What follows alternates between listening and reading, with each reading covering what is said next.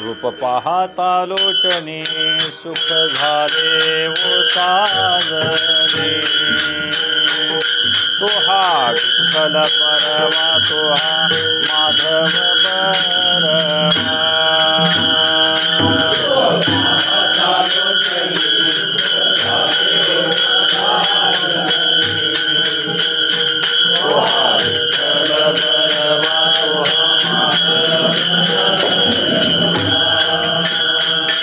पाहता लोचनी सुख झाले वो साजने तो हा विठ्ठल परवा तो हा माधव बरमा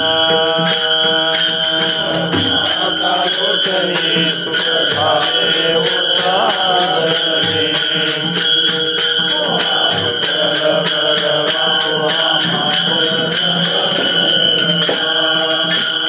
बहुत सुकृताची जोडी म्हणून विठ्ठली आवडी तो हा विठ्ठल परवा तो हा माधव बरमा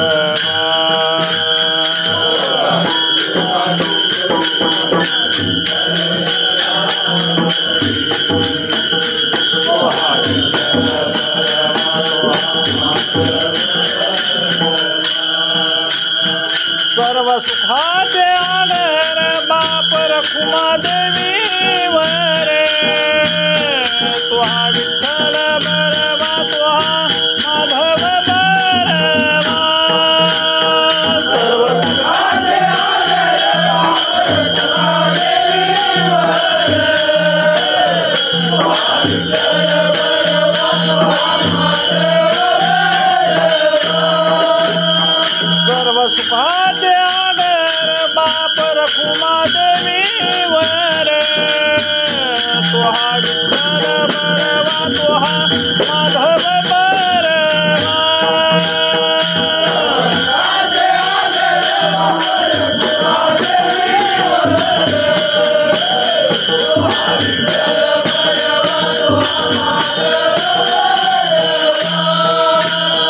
जय राम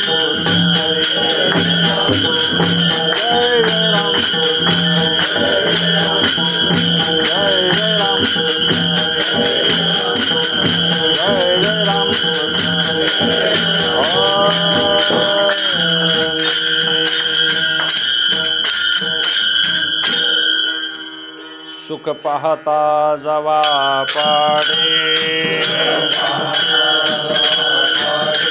सुख पाहता जवा पाडे दुःख पर्वताय वडे दुःख पर्वताय वडे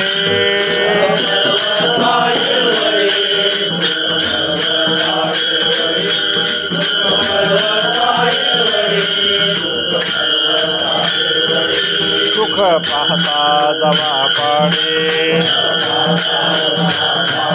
सुख पाहता जवा पाडे दुःख पर्वताय वडे दुःख पर्वताय वडे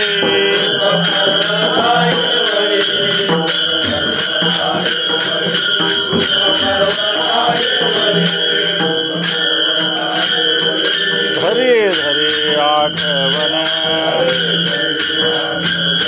धरे धरे आठवण माने संतांचे वचन माने संतांचे वचन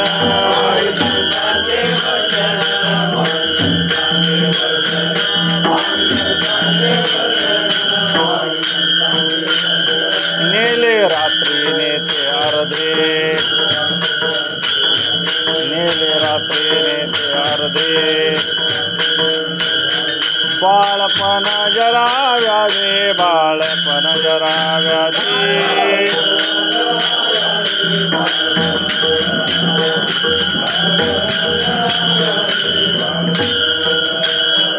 धरी धरी आठवण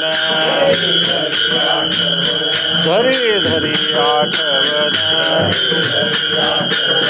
मानी संतांचे वचन मानी संतांचे वचन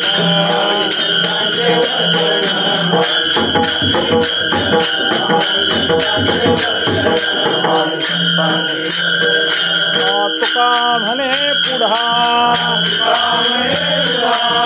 तुका म्हणे पुढा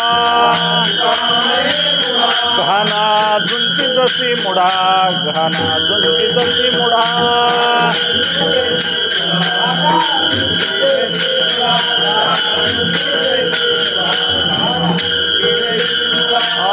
तुका म्हणे पुढा तुका म्हणे पुढा घाना जुंती जशी मुढा घाना जुंती जशी मुढा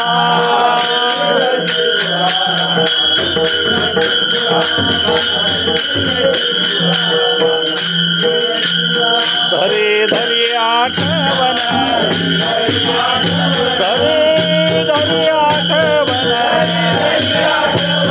माने संतांचे वचन माने संतांचे वचन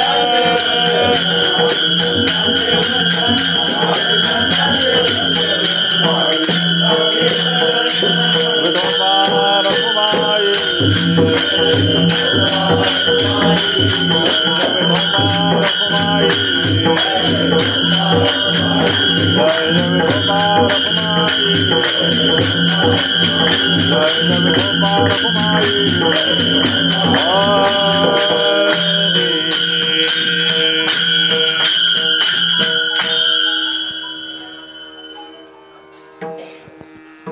सुख पाहता जवा पाय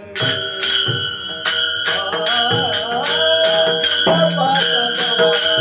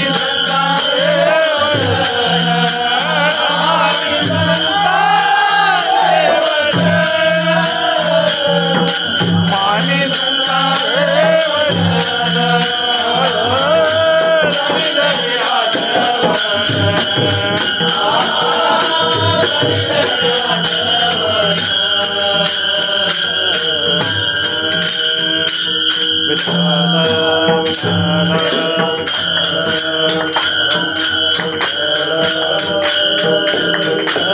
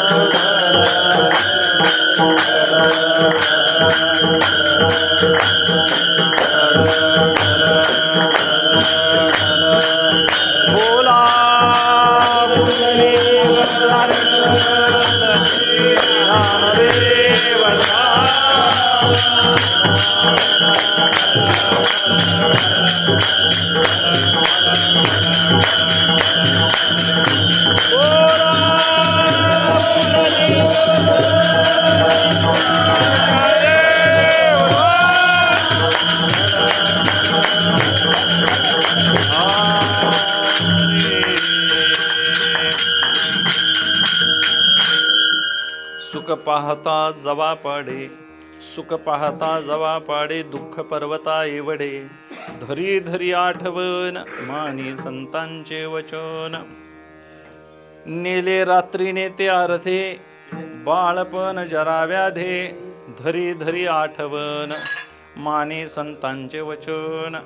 तुका म्हणे पुढा, तुका म्हणे पुढा घाना जुंती जशी मुढा, धरी धरी आठवण मानी संतांचे वचन.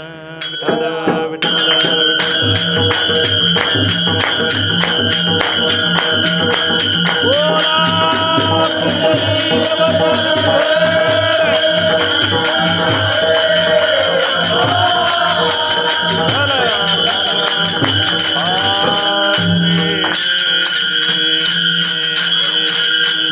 पांडुरंगा करू प्रथम नमन दुसरे चरण संतांचे, त्यांच्या कृपादाने कथेचा विस्तारू बाबाजी सद्गुरु दास तुका. सुख पाहता जवा पाडे, दुःख पर्वता एवढे, धरी धरी आठवण मानी संतांचे वचन. आजच्या सेवेचं निमित्त श्राद्धाची सेवा आहे. काकांचे वडील, आमच्या दृष्टीने बघायला गेलं तर नातू पंतू म्हणायला काय हरकत, एवढी जुनी माणसं. आणि मग ज्या काळात परमार्थाची साधनं कुठलीही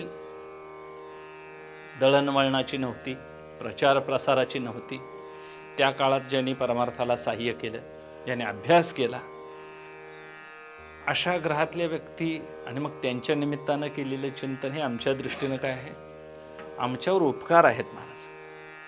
आणि संत मंडळी मग असे अनंत उपकार करत जगावर जातात. काय सांगू आता संतांचे उपकार. म्हणून त्यांची प्रतिमा, त्यांची स्मृती, त्या काळात थडगी सुद्धा बांधण्याचा हेतू हाच होता. त्यांच्या त्या थडग्याकडे बघितलं की त्यांची काय यावी, आठवण यावी. ती स्मारक म्हणायचं त्याला, स्मृती स्थळ. मोठ्या मोठ्या महापुरुषांची स्मृती स्थळ उभारायची. आता मग त्या निमित्तानं त्या काळात स्मारकाच्या रूपानं थडगी उभा करायची. नंतर नंतर चित्र आली, प्रतिमा आल्या, मग त्या निमित्तानं फोटो आले. फोटोच्या निमित्तानं फोटो समोर ठेवले की त्यांची मग आम्हाला स्मरण व्हायचं. त्या स्मरणातूनच मग ती आठवण राहायची. आणि आठवण म्हणजे एक पद्धतीचा काय हो, त्या स्मृतीला दिलेला धक्काच आहे.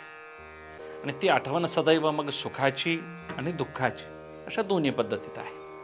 ज्यांनी ज्यांनी पारमार्थिक हित केलं, स्वतःही हित साधलं आणि लोकांनाही त्या वाटेला लावलं पारमार्थिक हिताच्या, अशा संतांचे आमच्यावर उपकार आहेत. आणि त्या स्मृतीसाठी म्हणून आजच्या सेवेचं निमित्त आहे. प्रत्येक जीवाच्या जाण्यानं महाराज काहीतरी आठवण शिल्लक राहते. मला घरातला कर्ता पुरुष असेल, मूळ पुरुष असेल, ज्यांनी ही सगळी व्यवस्था बसवली, पाया घातला, ते पुरुष असतील, त्यांची अतीव पुण्याई असते मला. आणि त्या पुण्याईवर घराचे सगळे कार्य काय चालत असतात. पण नवीन मालकाला वाटत असते माझ्या सत्तेमुळे चालतंय. कलियुग आहे, देवाची सत्ता आता हळूहळू संपुष्टात येत आहे आणि आता माणसाची सत्ता सुरू झालेली आहे. अधर्म आहे कलियुगामध्ये. धर्मानं वागणाऱ्याला, भाविक वागणाऱ्याला खुळं संबोधलं जात आहे. आणि जे शब्दज्ञानी आहेत महाराज, त्यांना काय समजलं जातंय? शहाणे समजलं जात आहे. भाविक माणसांचं आता अजिबात काय पुढं चालत नाही. जुनं आहे म्हणतात, हे वेडगळ आहे असं म्हणतात. आणि मग खरा परमार्थाचा हिशेब बघायला गेलं तर भाविकांचाच आहे परमार्थ. परमार्थ भावनेनं वेड्या झालेला माणसांचा आहे. आणि त्या काळात माणसं कमी असतील पण भावना प्रबळ होती. आणि प्रबळ भावनेसाठीच देवाचं अस्तित्व आहे असा विश्वास होता महाराज. विश्वासाला फार मोठी किंमत देणारी ती मंडळी होती. त्यांना माळेविषयी किंवा त्या पंढरपूरच्या यात्रेविषयी, वारीविषयी फार काय माहिती असेल नसेल भाग देव जाणे, पण विश्वास त्यांचा मोठा होता. जुन्या लोकांनी आम्हाला सांगितलं, तुका म्हणे तुम्ही चला याची वाट, या वाटेवरनं तुम्ही चला, तुमचं कल्याण होईल. जुन्या लोकांनी महाराज एकदा सांगितलं की ते अजिबात त्याच्या पलीकडे सीमारेषा ओलांडून जात नव्हते. त्यांचा शब्द प्रमाण मानत होते. आप्तस्तु हितार्थ वक्ता किंवा यथार्थ वक्ता. घरच्या माणसानं सांगितलंय, काहीतरी त्यात तथ्य असलं पाहिजे आणि ती थांबायची माणसं. मला सहजासहजी वाट मोडत नव्हती. हिंस्र पशुची वाट मोडायची नाही, साधी पशुपक्ष्यांची देखील वाट मोडत नव्हती. अगदी रस्त्यावर जाणारा साप जरी चालला तरी महाराज माणसं थांबायची, मान द्यायची. त्याच्या मागं काहीतरी विज्ञान असेल, तो भाग निराळा नंतर आलं, कळत आलं. म्हणजे एखादा प्राणी जात असेल तर त्याच्या मागं दुसरा त्याचा विरोधी प्राणी त्याच्या मागं लागला असावा, असाही काही असं असतो पक्षी मित्रांचा, प्राणी संशोधकांचा.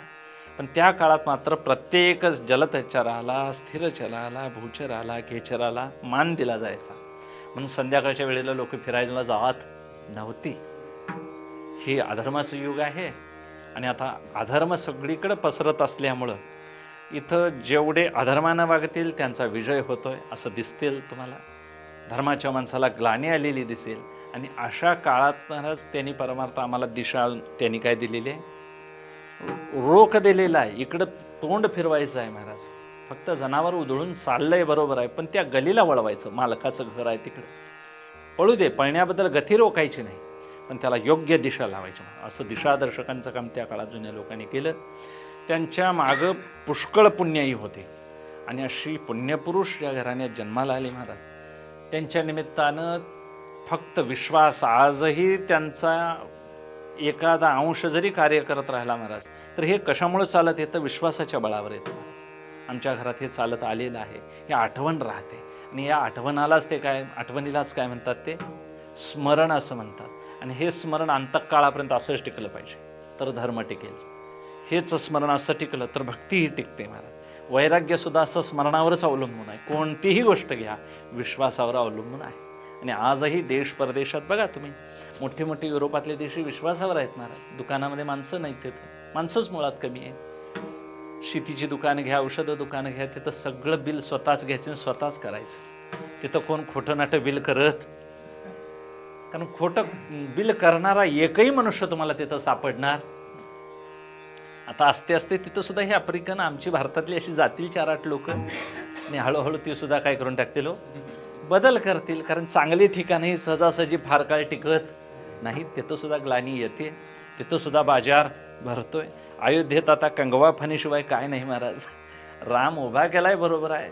तुळजापूरला गेलं तर परडीशिवाय काय दिसत नाही. आदमापूरला गेलं तर नारळाशिवाय आणि भंडाऱ्याशिवाय काय दिसत.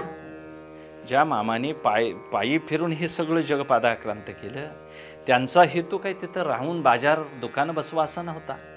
हेतू संतांचे शुद्ध, तसे जुन्या माणसांचे हेतू चांगले होते. माणसं 4च होती, पण अगदी पहाडासारखे होती. निश्चळ अंबरीचा ध्रुव झाला होता. ते मेरू निश्चयासारखे होते. मेरू पर्वत कधी वाऱ्यानं हलत नाही, तशी ती तेजोमयी माणसं होती. आणि साधना करताना महाराज त्या साधनेला चिकाटीनं प्रयत्न येईल काय म्हणून बघणारी होती. आता आम्हाला काल माळ घातली की उद्या प्रचिती पाहिजे महाराज. कशी येईल? नाही प्रचिती येणं शक्य. मुरवान जरी दुधात घातलं तरी 24 तास किंवा 12 तास काय बघायला पाहिजे? वाट बघायला पाहिजे. मग ते चव बघायचा हा भाग निराळा महाराज. खायची वेळी ही निराळीच आहे. आणि मग खातेल्या वेळी मग कळणार आहे आंबट आहे का गोड आहे, कसं लागलंय, याची प्रत ठरणार नंतर महाराज. तसं प्रचितीची वेळ येई तोपर्यंत सदाचरण करायला पाहिजे. ती परमार्थाचा सदाचरण हा काय आहे? पाया आहे. आणि मग त्या पाया म्हणजे काय घर नव्हे, पायावर काय उभा करायचं आहे हो? बांधकाम करायला पाहिजे. आणि मग ते बांधकाम करायचं झालं तर ते कृपेचं पाहिजे. कोणाची तरी त्या बांधकामाला काय पाहिजे?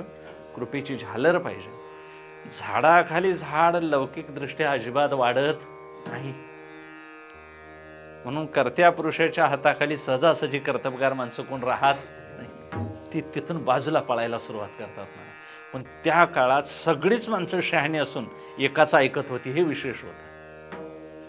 शिवाजी महाराजांच्या बरोबरीचे मावळे होते ते महाराज शिवाजीराजांच्या गुणाचेच होते, बरोबरीचे होते. पण त्यांनी सांगितलेलं प्रमाण मानून जाणारी माणसं होती ती. म्हणजे त्यांच्यात किती एकत्व होतं. ही अशी एकत्वाची जात म्हणजे महाराज अभेद म्हणावा, त्यालाच वारकरी म्हणावा. माश्या सगळ्या भागातलं काय गोळा करून आणतात हो? मकरंद गोळा करून आणतात. त्यात कोणतंही फुल त्या सोडत नाही. असं काय नाही लिंबाऱ्याचं सोडलंय, करंजीचं सोडलंय असं नाही. तिथं तर ती जास्त असतात महाराज. पण ज्यावेळी मध गोळा केला जातो, चव चाकली जाते, त्यावेळी त्या मधात वेगवेगळ्या फुलाचा रस एकत्र आला तरी गोडी कशी आहे हो? सारखीच आहे. या कल्पित द्वैतामध्ये एक मूळ वास्तव अद्वैत कसं वास करतं हे मधमाशीच्या रूपानं तुम्हाला आम्हाला काय बघायला मिळतं. तशी वेगवेगळ्या ढंगातली माणसं गोळा होऊन त्या काळात त्यांनी परमार्थ राबवला, गावासाठी पुढे उभा ठेवला, लोकांच्या समोर आणून दाखवला. ही सगळी आमच्या गावची महाराज किंवा भागातली जुनी मंडळी ही आधार होते. आणि आधार असलेल्या मंडळींचं मग हे पुढं चाललेलं आहे. कोणत्याही चौंडाळात बघा, भडगावात बघा, जुन्या माणसांचे आमच्यावर अनंत उपकार आहेत. आणि हे उपकार जाणणं हीच त्यांच्या दृष्टीनं आमची काय आहे? एक श्रद्धांजली आहे. हीच त्यांच्या निमित्तानं श्राद्ध आहे. म्हणून श्राद्ध हे श्रद्धेनं करावं असं एक धर्मशास्त्र सांगतं. त्या निमित्तानं मुलाला हा पर्व काळ असतो. मूल कितीही वयाचं झालं तर वडिलांच्या दृष्टीनं पुत्रच असतो. पुण्णाम नरकात त्रायते इति पुत्र. पुण्णाम नावाच्या नरकात घालवायला भाग पाडू नये म्हणून पुत्रानं काय करायचं? श्राद्ध तिथी करायची. त्या तिथीला अन्नदान करावं.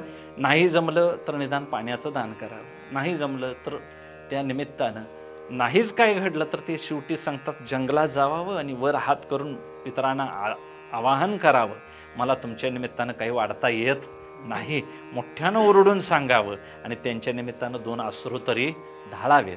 तेवढ्यानं त्या पितरांचा काय होईल? त्यांचं पोट भरेल म्हणतात. त्यांना आनंद वाटेल, निदान माझ्या मुलाला काय आहे, माझी आठवण तरी आहे. आणि फार काय वडिलांना अपेक्षा नसते महाराज. वडिलांना मुलांच्याकडून अपेक्षा केवढी असते? त्यांना काय मोठं आणून दे असं नसतं. मुलानं गाडीतनं फिरवावं अशी अपेक्षा नसते वडिलांची वास्तव. पण गाडीत बसा म्हणणारा मुलगा पाहिजे महाराज, ही अपेक्षा असते. मी तुला गाडीतच घेणार नाही असला मुलगा झाल्यावर काय उपयोग महाराज? ज्याने या जगात निर्माण शुकाचार्याना जाताना अभिमान आडा आला का नाही हो? व्यासांची बुद्धी तर नमोस्तुते व्यास विशाल बुद्धी फुल्लारविंदायत पत्र नेत्र येन त्वया भारत तैलपूर्णः प्रज्वालितो ज्ञानमय प्रदीपाः. सगळ्या जगाला ज्ञानानं प्रकाशित केलं ज्या भगवान बादरायण व्यासाने शेवटी बोरं खाऊन तप केलं, पानं खाऊन तप केलं. आणि एवढं बोरं खाऊन तप करणाऱ्यांच्या पोटाला शुकाचार्य आले, पण त्यांना देखील वडिलांच्या इतकी समदृष्टी, माझ्या इतकी समदृष्टी वडिलांना अजून आलेली नाही. असा एक भाव अंतःकरणात आला. आणि असा दुजा भाव एकदा आला की महाराज मग परमार्थ करणारा किती मोठा असू दे, तुझ्या भावाड येऊनी दी चित्ता करावा अनंता नास त्याचा, असं एक द्वैत उत्पन्न झालं की मग तिथं पुत्र, मुलगा, वडील हाही भाव तिथं चालत नाही, देव भक्त हाही भाव चालत नाही. आणि मग असं एक द्वैत निर्माण झालं. आणि शुकाचार्यानं महाराज मग त्याच अहंकारानं काय केलं? बाधा झाली त्याची. आणि अशी अहंकाराची बाधा झाली की मग त्याला कोणतरी वैद्य आणावा लागतो, त्याला दुरुस्त करावं लागतं. ते त्या पठडीतलेच लोक लागतात. तिथं लौकिकातला अहंकारानं ग्रस्त झालेला चालत नाही. हा बघत असतोय लौकिक दृष्टीतनं आणि ते बघत असतात पारमार्थिक दृष्टीनं. म्हणून जुन्या लोकांनी हे तुमच्या आमच्या समोर आणून ठेवलेलं आहे. ते करत आलेला सगळा मार्ग काहीही चुकीचा नाही. यात अंधश्रद्धा रूढी म्हणून काही टाकायचंही नाही आणि फारसं कवटाळून बसायचं सुद्धा नाही. नाहीतर आता करतच होते, आता करायलाच पाहिजे, प्रतिकूल परिस्थिती आली तरी करू नाही असंही विधान करावं. आणि हजर गरज असताना आपल्याला करायची इच्छा असताना करायचंच महाराज. म्हणजे धर्म ही गोष्ट अशी आहे ती सोडायची नाही आणि ती टाकायची नाही. टाकतो म्हटलं तर काय आहे आपल्याला दुःख भोगावं लागेल आणि मग करतो म्हटलं तर त्याचा अभिमान आड येतोय महाराज.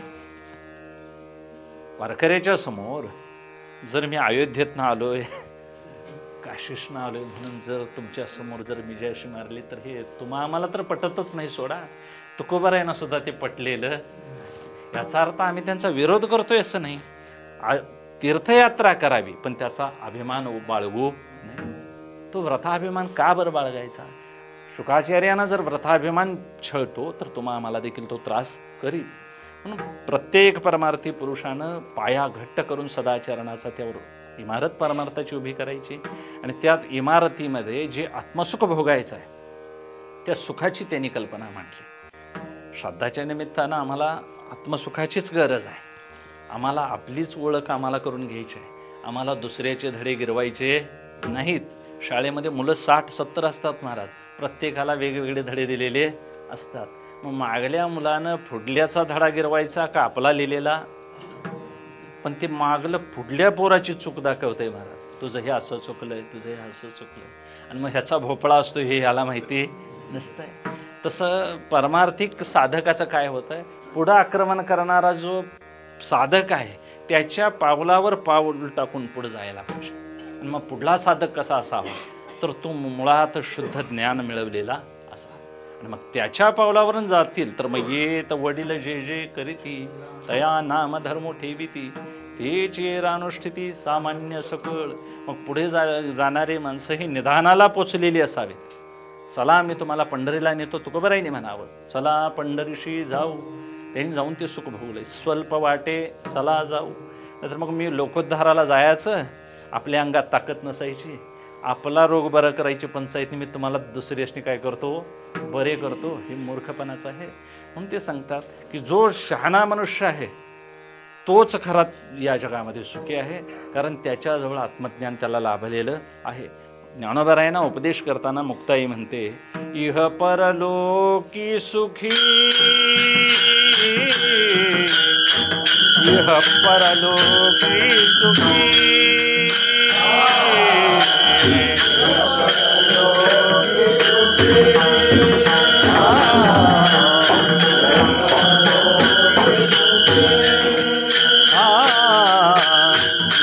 परलोकी सुखी, यह परलोकी सुखी,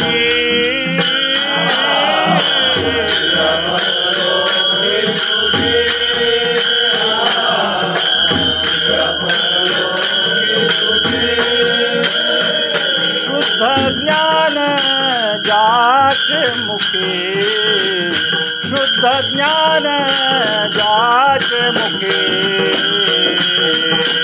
यह परलोकी सुखी,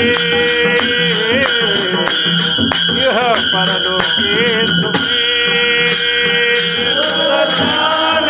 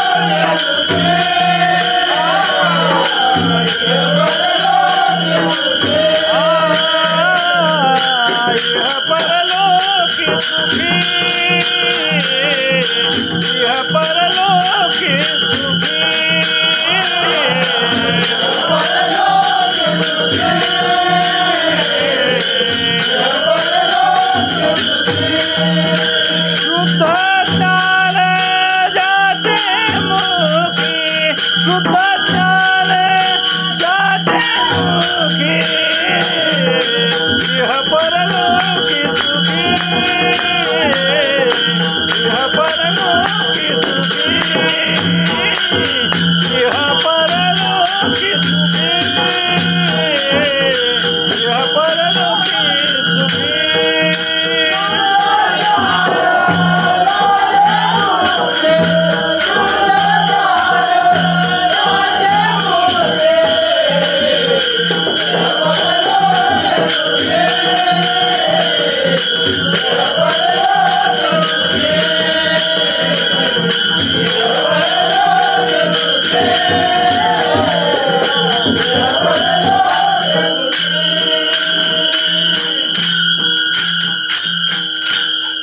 मुक्ताई कल्पना मांडते, सुखी मनुष्य कोण आहे? आमची कल्पना इहलोकातल्या सुखाचीच आहे. बरं, इहलोकातल्या सुखाची सुद्धा कल्पना करताना मी तरतम भावात केलेली आहे. मळग्यातला सुखी वेगळा, धाकट्या मळग्यातला सुखी वेगळा. बरं, आपल्या आपल्या सुद्धा सुखाच्या कल्पना कशा आहेत हो? वेगवेगळ्या आहेत. प्रत्येक जीव हा वस्तुस्थिती न बघता आपल्या बुद्धीच्या तर्कानं फक्त काय करत आहे? विचारच करत आहे. आणि मग जो जो वस्तुस्थितीला सोडून केलेला विचार आहे त्याला कल्पना म्हणायचा. आणि हीच कल्पना महाराज अविद्येच्या उपाधीनं आम्हाला जीवपणाला आणते. हीच कल्पना माया उपाधीनं देवासारख्या निर्गुण निर्विकार परमात्म्याला ती काय आणते? सगुण रूप ईश्वराला आणते. मग देवासारख्या जर निर्गुण निराकाराला जर ती सगुण साकारात आणत असेल, सगुण निराकारात आणत असेल, तर आम्हाला संकल्पना ती कुठे नेऊन ठेवेल? प्रत्येक जीव हा संकल्पना करत आहे. केलेली संकल्पना परमार्थाच्या दृष्टीनं किती घातक आहेत हे संतांनी पटवून दिलेलं आहे. ज्याला तुम्ही आम्ही सुख म्हणत आहोत ते सुख वास्तव शोधायला गेलं तर संसारातल्या सुखाची कल्पना मांडताना म्हणतात ती जवापाडी आहे. जवसा एवढा आहे किंवा जवा एवढा आहे. आणि त्याच्या बदली आम्हाला मिळणारं दुःख केवढं आहे? पर्वत आहे एवढा आहे. पर्वत हा कितीतरी मोठा आहे. किती जव मिळवल्यानंतर केवढा पर्वत होईल हे सांगता येत नाही. पर्वताचं मोजमाप करता येत नाही, जवाचं मोजमाप करता येईल. याच्यावरून अशी तुकोबारायांनी एक उपमा दिलेली आहे म्हणा. सुखाला उपमा दिलेली आहे जवाची आणि दुःखाला उपमा दिलेली आहे पर्वता एवढी. पर्वतामध्ये किती टन मातीने किती टन दगड निघतील सांगता यायचं अमाप आहे महाराज तो मोठा. आणि मग अनंत आहे, अपरंपार आहे भरलेलं. आणि सुखाची कल्पना केली तर त्याला सीमित आहे, मर्यादा आहे. म्हणजे सुख आहे कमी, दुःख आहे जास्त. ही संतांना आलेली अनुभूती आहे. आणि म्हणून ते आठवण करायला सांगतात आम्हाला की आतापर्यंत जुन्या संतांनी आम्हाला काय सांगितलं? ज्यात तुम्ही सुख शोधताय तो सुखाचा बाजार नव्हे. हा पत्ताच तुम्हाला चुकीचा दिलेला आहे. नाव जरी एकसारखी असली तरी कार्ड एकमेकाला पोचतात. आता गावाचं नाव जर समान आलं आणि नाव जर समान आलं तर याची कार्ड त्याला त्याची पोस्टात होतंय. तसं तुम्ही सुद्धा चुकून पत्ता इकडं होऊन आलेले आहात. पण वास्तविक याच जगामध्ये संत आले, याच जगामध्ये महर्षी सिद्ध ऋषीमुनी आले. सगळ्यांनी महाराज विचार मांडले, पंडितांनी विचार मांडले, शास्त्री मोठे मोठे वैदिक कर्मकांडी यांनी विचार मांडले. प्रत्येकांच्या सुखाच्या कल्पना वेगळ्याच, पण वास्तव सुखाची कल्पना संतांना जी उमगली ती कोणालाही उमगलेली. मुक्ताई 8 वर्षाची आहे महाराज. आणि उपदेश कोणाला करत आहे? ज्ञानोबारायांना, चांगदेवांना करते. चांगदेव किती वर्षाचे आहेत? 1400 वर्षे. शरीर केले जतन. 1400 वर्षे ज्यांनी शरीर जतन केलं. कसं जतन केलं? बोधे विनशीनं वाढविला. बोध नाही महाराज, नुसतंच वाढविलं. वाळी वैरण ठेवायची, बरोबर आहे, मग जळान ठेवून चालेल. निलगिरीचं ढाळ ती बी वाढलंच आहे महाराज, पण ती का वैरण नव्हे, तो काय चारा नव्हे. चारा ठेवायचा अलग, उपयोगाला यायला पाहिजे. शरीर नुसतं वाढवलं, योग सिद्धी शिकले, वाघाचा वाहन करायला शिकले, वाघासिंहाचे, सर्पाचा चाबूक करायला शिकले, अष्टमहासिद्धी राबवल्या, मेलेली प्रेतं उठवली. त्यांचा एवढा अधिकार वाढला की ते पुण्याईच्या आणि ज्ञानाच्या आणि तपाच्या बळावर देव ठरले. चांगदेव हे केलेले देव नव्हेत, झालेले देव. पृथ्वी तलावर झालेला देव एकमेव चांगदेव महाराज. आणि त्यांना त्या काळात महादेव म्हणून पूजत होते महाराज. एवढा त्यांचा अधिकार. आणि त्यांचे शिष्य लक्षावधी होते त्यांच्या मागे. पण बोधेविनशीनं वाढवला. काय करायचं? चांगदेव एवढा मोठा झाला खरं बोध नव्हता. 8 वर्षाच्या मुक्ताईला केवढा बोध असेल सांगा. 1400 वर्ष वजा 8 जर केलं तर 1392 वर्ष जो वाढलाय तो अनुभवानं मोठा, व्यवहारात काय परमार्थात? व्यवहारात मोठा महाराज. आणि मग परमार्थात आहे ते सोन्यासारखं जीवन आहे 8 वर्षाचं. मग तुमच्याजवळ तोळाभर सोनं असायला पाहिजे का जर्मनची भांडी ट्रकभर असायला पाहिजे? चेपलेल्या तकल्याने महाराज हे काठ मोडलेल्या घागरी असल्या जर सगळ्या गोळा करून ठेवलं तर त्याला भंगार म्हणतात का? भांगार. भांगार म्हणजे सोनं आणि भंगार म्हणजे जुनी मोड. मग ती मोड कशातनं न्यायला येतात? टेम्पोतनं. ती गलीन फिरतात. सोनार कधी फिरलाय गलीन? सोनाराच्या घरला येतात हुडकीत. युवराज दा कुठं आहे? हे कुठं गेला असलं तर मग जुनं घेऊन, जुनी सुद्धा मोड महाराज इतकी जपून आणतात, ती काय अशी टेम्पोतल्यासारखी आणतात. अगदी बांधून, चापून चोपून, पुढे बांधून, हातात धरून आणतात, म्हणजे त्याला सुद्धा किंमत आहे. सोन्याला थोडासे ना, पण अमृत तत्व आहे त्यामध्ये, अमर आहे तो धातू. तो धातू अजिबात नाश पावत नाही. त्याला भस्म करण्यासाठी महाराज इतर प्रक्रिया वापरतात पुढे विज्ञानात, पण सोन्याला अमरत्व असल्यामुळं सोनं हा त्याला विठाळ नाही, त्याला दोष लागत नाही. तो पवित्र धातू आहे, तो देवाला देखील घालता येतो. इतर पितळ, तांबे आणि सोने, या तांबेने सोनेच देवाला जास्त वापरतात, पितळ वापरू नये असा संकेत आहे. पण आता पितळेच्या मूर्ती वगैरे करतात, हा भाग निराळा. पण ताम्र धातू हा पवित्र, सोन्याच्या बरोबरीचा तांब्याचा धातू आहे. म्हणून जुन्या काळात तांब्याच्याच मूर्ती, तांब्याचेच कलश असायचे.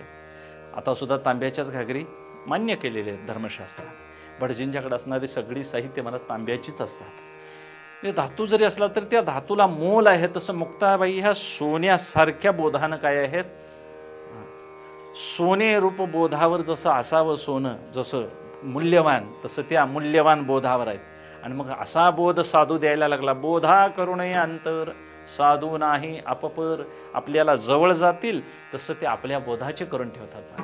कारण त्यांना कळालेलं आहे, हा मृत्यूलोकात आम्ही आलोय. कशानं आलोय? सहजासहजी आलेलो नाही, आमच्या कर्मानं आलेलो आहे. आल्यानंतर आम्ही विचार करायला पाहिजे, आठवणीत धरायला पाहिजे. संतांनी आतापर्यंत हेच सांगितलं की त्यांनी वचन सांगताना सांगितलंय, जन्माला येणं हे आपल्या हातात नाही, पण देह ठेवताना मात्र निर्वासन देह ठेवता येईल का नाही, देहाचा विसर पाडता येईल का नाही, देहाचा विचार करता येईल का नाही. विचार तरी देहाचा करायला पाहिजे, म्हणजे कोडं सुटेल. मार्ग सांगितले त्यांनी. मग त्यात कर्म, उपासना, ज्ञान, योग, ध्यान हे मार्ग सांगितले. हे सांगताना प्रत्येकाला कशा कशाची तरी गरज आहे. आणि मग तो साधक म्हणून आरूढ झालेल्याला महाराज मग आठवण पाहिजे, कायम कायम अशी आठवण पाहिजे. आणि मग ती आठवण महाराज सांसारिक सुखातून आम्हा तुम्हाला सामान्य पामरांना होत नाही. आमच्या समोर मोहाचा एखादा प्रसंग आला की आम्हाला खऱ्या वैराग्याची मागं जाणीव होत नाही. वैद्यानं किती सांगितलं तरी महाराज, खोकलाय आंबट खाऊ नकोस म्हटलं, सिगारेट ओढू नकोस म्हटलं तरी जाऊन महाराज गोळ्या औषधं घेतानाच ते सगळं घेऊन जातात, सिगरेट आणि पाकिट. म्हणजे पथ्य मोडायचं आणि औषधं खायची, याला काय महाराज किंमत. मग पथ्य मोडणारी जे आहेत, वैद्य पथ्य वारोणी जाय, मग औषधी जरी सुई माऊलीने सांगावं. वैद्य जर पथ्य मोड म्हणाला तर त्याला गिराक पाहिजे आहे म्हणून सांगतोय असं समजायचं. पुरा पैसे सपवतील, पेशंट जाईल महाराज, पण रोग काय जाणं शक्य. आणि मग असं पथ्य त्यांना कळालेलं आहे की ज्या सुखाची कल्पना तुम्ही अमाप केलेली आहे, ते अमाप सुख विषयातून मिळत नाही. त्याची कल्पना ज्ञानोबा असं म्हणतात. आणि विषयेंद्रिया मिळू होता जो धनंजया, ते सुख जाय थडिया सांडोनी दोन्ही. प्रपंचातलं सुख असं आहे, असीम आहे, मर्यादित आहे, संपणार आहे. आणि प्रपंचातलं सुख हे महाराज एक जिनशी नाही, त्याला नाम, रूप, आकार, जाती, गुण, क्रिया, संबंध असे भेद आहेत. आणि मग प्रत्येकाला असा वेगवेगळा भेद असल्यामुळं कुणाला कशात सुख वाटतंय, कुणाला कशात सुख वाटतंय, कुणाला गोठा प्लॅन केल्यानंतर बरं वाटतंय, कुणाला साखर कारखाना काढावा वाटतोय. प्रत्येकाचे सुखाचे अनुकार कसे आहेत, हो वेगवेगळेच आहेत. आणि मग एवढं जरी असलं तरी शेवटी यात आणि कोणतरी वेगळं सुख सांगायला आला. सुख म्हणजे काय महाराज, त्यातून धनाची एक आशा असते, कीर्तीची एक आशा असते, पैशाचा मान असतो, मोह असतो. या सगळ्यात काय गुंतलेलं आहे, आशा गुंतलेली आहे. आणि ह्या आशेच्या लोभापायीच जीव तिकडं काय करत आहे, धावत आहे. वास्तविक हरिण पाण्यासाठी धावतोय, पण कोणतं पाणी बघायला लागलं आहे, मृगजळाचं पाणी पाहिजे आहे. कोणतं पाणी त्याला, तहान भागवणारं पाणी. तहान भागवणाऱ्या पाण्यासारखं दिसतंय पाणी, काय खरोखर पाणी आहे ते. तसं आम्हाला सुद्धा तोटी फिरवली की पाणी येतंय, हा सिद्धांत आहे, खरा आहे. पण टाकीत पाणी असलं तर पाणी येईल तोटीतनं. तसं ह्या विषयरूपी तोट्या आहेत महाराज, ह्या फिरवले की सुख वाटतंय आम्हाला होईल. आता आम्ही सिनेमाच बघायचा अशी कल्पना केली तर टाकीत जायला पाहिजे मरगुडात, काय हिथं डोळे उघडले आम्हाला सिनेमा दिसेल. आम्हाला सिनेमाच्या टाकीत जावं लागेल, तिथलं तिकीट काढून आसन धारण करायला पाहिजे. क्रिया आधी करावी लागते, मग भोग. क्रिया, भोग आणि मग त्याच्या बरोबरला काय असतं, ज्ञान असतं. संसारात आधी ज्ञान करून घ्यावं लागतं, मग क्रिया करावी लागते आणि मगच भोग आहे. परमार्थामध्ये आधी क्रिया करावी लागते, आधी ज्ञान असतं महाराज, आणि मग ज्ञानासाठी पुढे काय करावी लागते, क्रिया. नाही, आधी क्रिया करावी लागते परमार्थामध्ये आणि मग पुढं ज्ञान असतं. संसारात तसं नाही, आधी ज्ञान पत्रावळीवर अन्न वाढलंय हे ज्ञानानं कळायला पाहिजे का नको? कळाल्यानंतर मग माणसं काय करणार? खायची क्रिया करणार. खाल्यानंतर भोग काय? खायच्या अगोदर भोग, खाल्यानंतर भोग. मग ज्ञानानंतर क्रिया आणि क्रियेनंतर भोग, बरोबर त्याला संसार असं शास्त्रकार सांगतात. परमार्थामध्ये आधी तुम्हाला हरी हरी म्हणावं लागेल आणि मग तुम्हाला पुढं काय होईल? ज्ञान होईल. मग ते ज्ञान होई तोपर्यंत अशी किस्ती जेवणं आम्हाला जेवावी लागतील, किती हरिहरी म्हणावं लागेल याचा विचार करत बसायचा नाही. म्हणून परमार्थिक साधकानं अनुभव यावा, प्रचिती यावी म्हणून अजिबात तिकडं लक्ष धरून टाळच वाजवायचे नाहीत महाराज. भजनच त्या हिशोबानं करायचं नाही. कधी येईल तो शेवटचा दिस गोड व्हावा. शेवट ज्या दिवशी मुखात नाव येईल तो दिवस आम्हाला कसा, पण तिथपर्यंत समाधान टिकत नाही महाराज. कितीही भरलं घर असू दे, कितीही वैभव असू दे, समाधान टिकणं ही भाग्यवान पुरुषाची लक्षण आहे त्या स्थितीत एखादा समाधानी राहतोय याचं नाव जीवनमुक्त आहे त्या स्थितीत समाधानी जीवनमुक्त पुरुषाशिवाय कुणी राहू शकत. एका म्हाताऱ्याला घरातलं आमटी केली की महाराज त्याला लगेच तो सुनसनी म्हणायचा, नवीन मुली आलेल्या जरा पलीकडच्या घरातली आमटी आणा जावं म्हणायचा. तो आता सगळं जेवाय आहे महाराज, पण त्याला इच्छा काय राहायची? वेगळं काहीतरी असावं, आमटी सांबार असं. त्या म्हाताऱ्या सासवा होत्या, त्या हुशार होत्या. त्या सुनेशनी म्हणायच्या, मामाजीच्या ताटातली वाटीच तेवढी उचलून आण आणि म्हणायच्या जराशा भिंतीच्या आडाला उभी राहा आणि त्या दारातनं तिकडे गेल्यासारखी कर वळसणीसनं अशी, आणि त्या घरातनं फिरून वाटीत तशीच आण आणि हे तर उभार घेऊन. तेवढं करून ती सून आली की ती सासू मुरलेली आहे, ती काय म्हणायची, त्यांच्या बी घरात सांडग्याच केलंय वाटतं म्हणायची. म्हणजे ह्याच्या ताटात कसलं वाढलं तो सांडग्याच होतो, पण त्याला खायचं होतं दुसऱ्याच्या घरातलं सांडग्याची. पण त्यांच्या घरात सांडग्याच केलंय म्हणाली. बरोबर आहे, पण करण्यात काय असतोय, जरा फरक असतोय. जरा बघा बघूया, दे कुणाला दे, मामाजीला हे ताटात ते आणि ठेव. तीच वाटी असते महाराज, तेच असतंय सगळं, पण त्याला फिरवून आणल्यावर काय वाटतंय, ते नाविन्य वाटतंय, तेच खातोय. हे असं व्हायला पाहिजे म्हणतोय बघा. आता मग फिरवून आणले त्यात काय बदल झाला?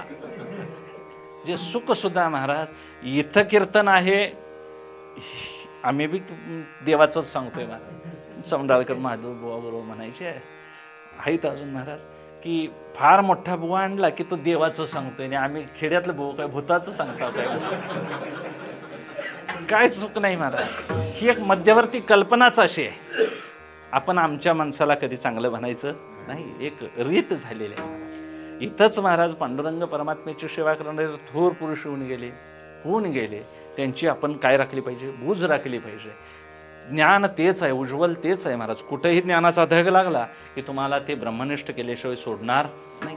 वैराग्य आलं की फार वेळ लागत नाही परमार्थामध्ये. म्हणून सुखाची कल्पना तोपर्यंत समाधान जीव होत नाही, आणि समाधानता जोपर्यंत चित्तात येत नाही तोपर्यंत देहाचा विसर पडत नाही. सुख का कमी आहे तर समाधानता चित्तामध्ये अंतःकरणात अजून आलेली नाही.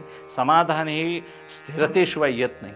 आणि मग अशी एक माणसाची कल्पना झालेली आहे की अनुकूल विषय मला मिळावा, त्या अनुकूल विषयाची प्राप्ती झाली की इच्छेची निवृत्ती होते, आणि मग आत्मानंदात अंतःकरण एकदा तिकडं विषयाकार झालं की ते स्थिर होत आहे, आणि अंतःकरण स्थिर झालं की त्या स्थिर झालेल्या अंतःकरणात आत्म्याचा प्रकाश येतो. आणि ह्या एकदम इतक्या वेगानं गोष्टी घडतात, याला युगपत म्हणतात. एका क्षणात हे सगळं घडतं आणि मला विषयापासून सुख झालं असा बोध होतो.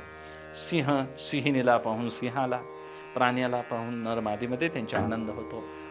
पुरुषामध्ये तशीच सुखाची कल्पना. एखादा इच्छित पदार्थ बघितला की आम्हाला सुद्धा, एखादं खेळणं बघितलं की लहान मुलाला तसाच आनंद होतो. हे खेळण्यात आनंद आहे का त्या वृत्तीत आनंद आहे? बरं, आनंद बाहेरून आत येतोय काय आतलाच बाहेर व्यक्त होतोय? मग आतच आनंद आहे तो शोधण्यासाठी आम्ही बाहेर धावतोय. हे मृगजळासारखं हरणाचं उदाहरण काय चुकीचं आहे हो? कस्तुरी नावाचा मृग, तो कस्तुरी मृग धावतोय महाराज कशासाठी? तुकोबराय सांगतात, म्हणजे बाहेर सुख नाही, सुख आहे आत. आत सुख काय आहे त्याच्यासाठी सुषुप्तीचं उदाहरण देतात. झोपलेला माणूस मी सुखानं झोपलो होतो असं म्हणतोय का नाही उठल्यानंतर? मग मी सुखानं झोपलो हे त्याचं त्याला कशामुळे कळलं? आत कोणतरी ती झोप बघणारा असला पाहिजे, त्याला साक्षी म्हणतात.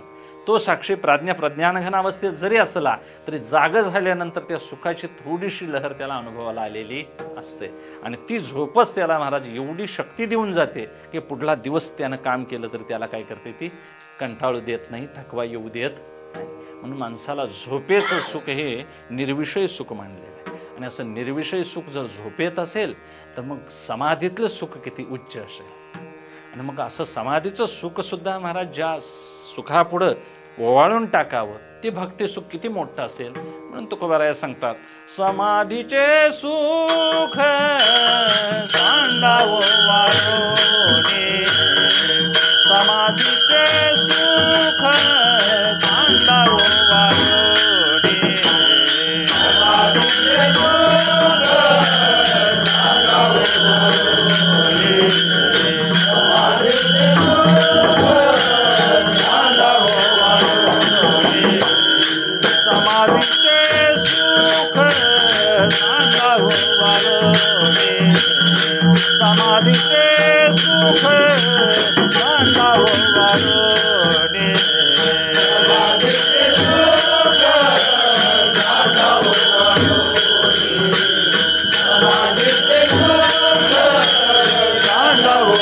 वारोने.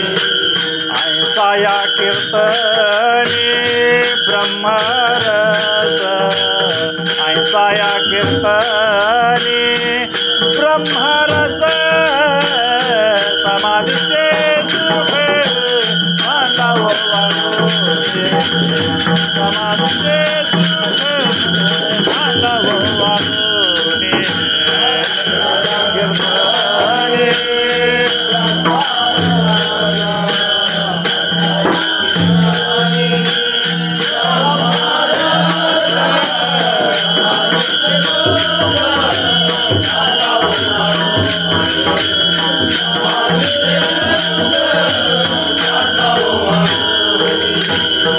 समाधीचे सुख सांडावं वारोने, ऐसा या कीर्तने ब्रह्मरस, ऐसा या कीर्तने ब्रह्मरस.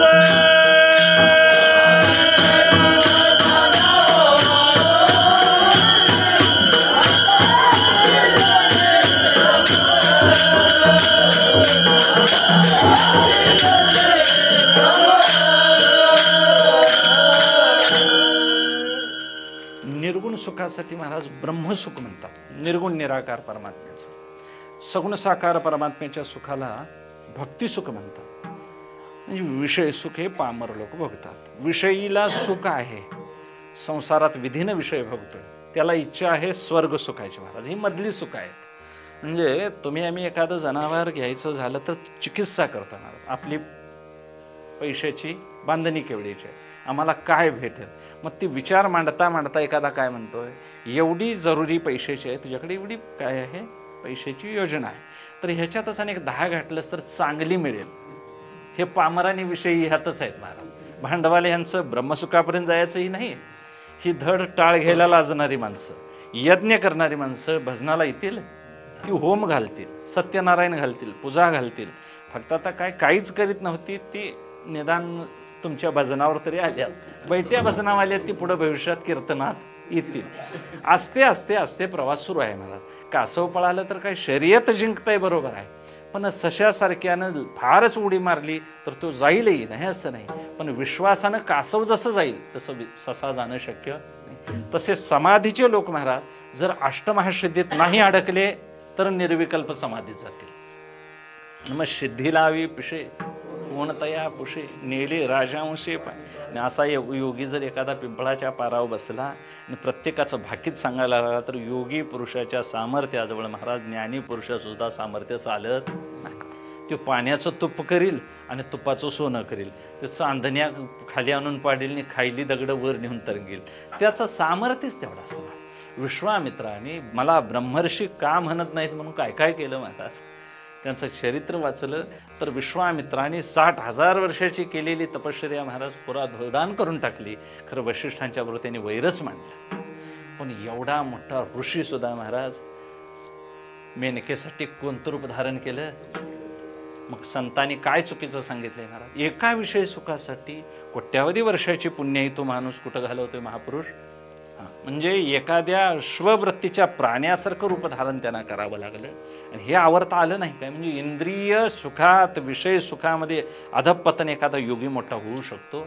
विषय सुख त्या खालोखाल आहे, योगाचं सुख त्याच्यापेक्षा उच्च आहे महाराज. निर्विकल्प सुख हे सगळ्यात योग्याचं सुद्धा मोठं मांडलेलं आहे, पण तिथं तसाच राहिला तर त्या सुखात तो एकटाच सुख भोगतो, ते दुसऱ्याला देता येत. आणि मग त्याच्या पलीकडे जे सुख आहे भक्तिसुख, ते भक्तिसुख असं आहे, सगुण साकारातच नुसता राहिला तर एकदिवशी नामदेवरायांच्यासारखा होईल. देव माझ्याबरोबर फिरतोय, खातोय अशी भावना राहील आणि मग तोच देव पंढरीत आहे एवढीच भूमिका होईल. मग त्यांना नेऊन आळंदीत दाखवून काय महाराज, गोरोबा काकांच्याकडून थापाटणं मारून त्यांना पटवून द्यावं लागलं. सर्वाभूती पाहे एक वासुदेव, विठ्ठल जळी स्थळी भरला. मग पटवून द्यावं लागलं आणि मग पटल्यानंतर मग त्यांना असं झालं की विसोबाकेश्वरांनी खून दाखवली आणि मग देव निजवस्तू दाविली माझी मज. सगळीकडे मला देव कळून आला. कळाल्यानंतरची व्यापक भूमिका झाली ती मग पंढरी सोडायला तयारच झाली. म्हणून पंढरी सोडून नामदेवराय गेले नाही, पंढरी सोडून गेले नसते धर्मप्रचारासाठी. म्हणजे इतका उच्च हेतू आहे निर्गुण सुखाचा, पण तिथपर्यंत पोहोचणारा जो साधक आहे, महात्मा आहे, त्याला महाराज ही सगळी सुख काय करावी लागतात? टाकावी लागतात, त्यागावी लागतात. मग याला स्मरण केवढं मोठं ठेवायला पाहिजे? जो माणूस अमुक ठिकाणी स्थळ आहे असं पत्ता सांगितलेला महाराज, त्या गावाकडे जाईसर का वाटण जातानाच एक दोन मुली बघत जाऊया म्हणाला तर पक्क जो देणार आहे त्याच्या घराकडे जाईल का बिन देतेल्याच्याच बघत फिरायचं? अमुक पाहुणा देणारच आहे महाराज, आज त्या ठिकाणी जावा.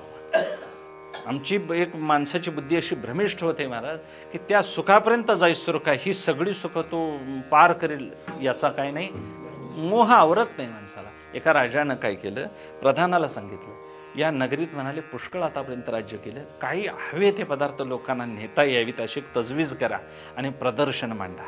मग त्या राजानं आपल्या घरातल्या वस्तू, सोनं दागिनं सगळं राज्यातला विपुल सगळा महाराज धनभांडार समोर मांडला.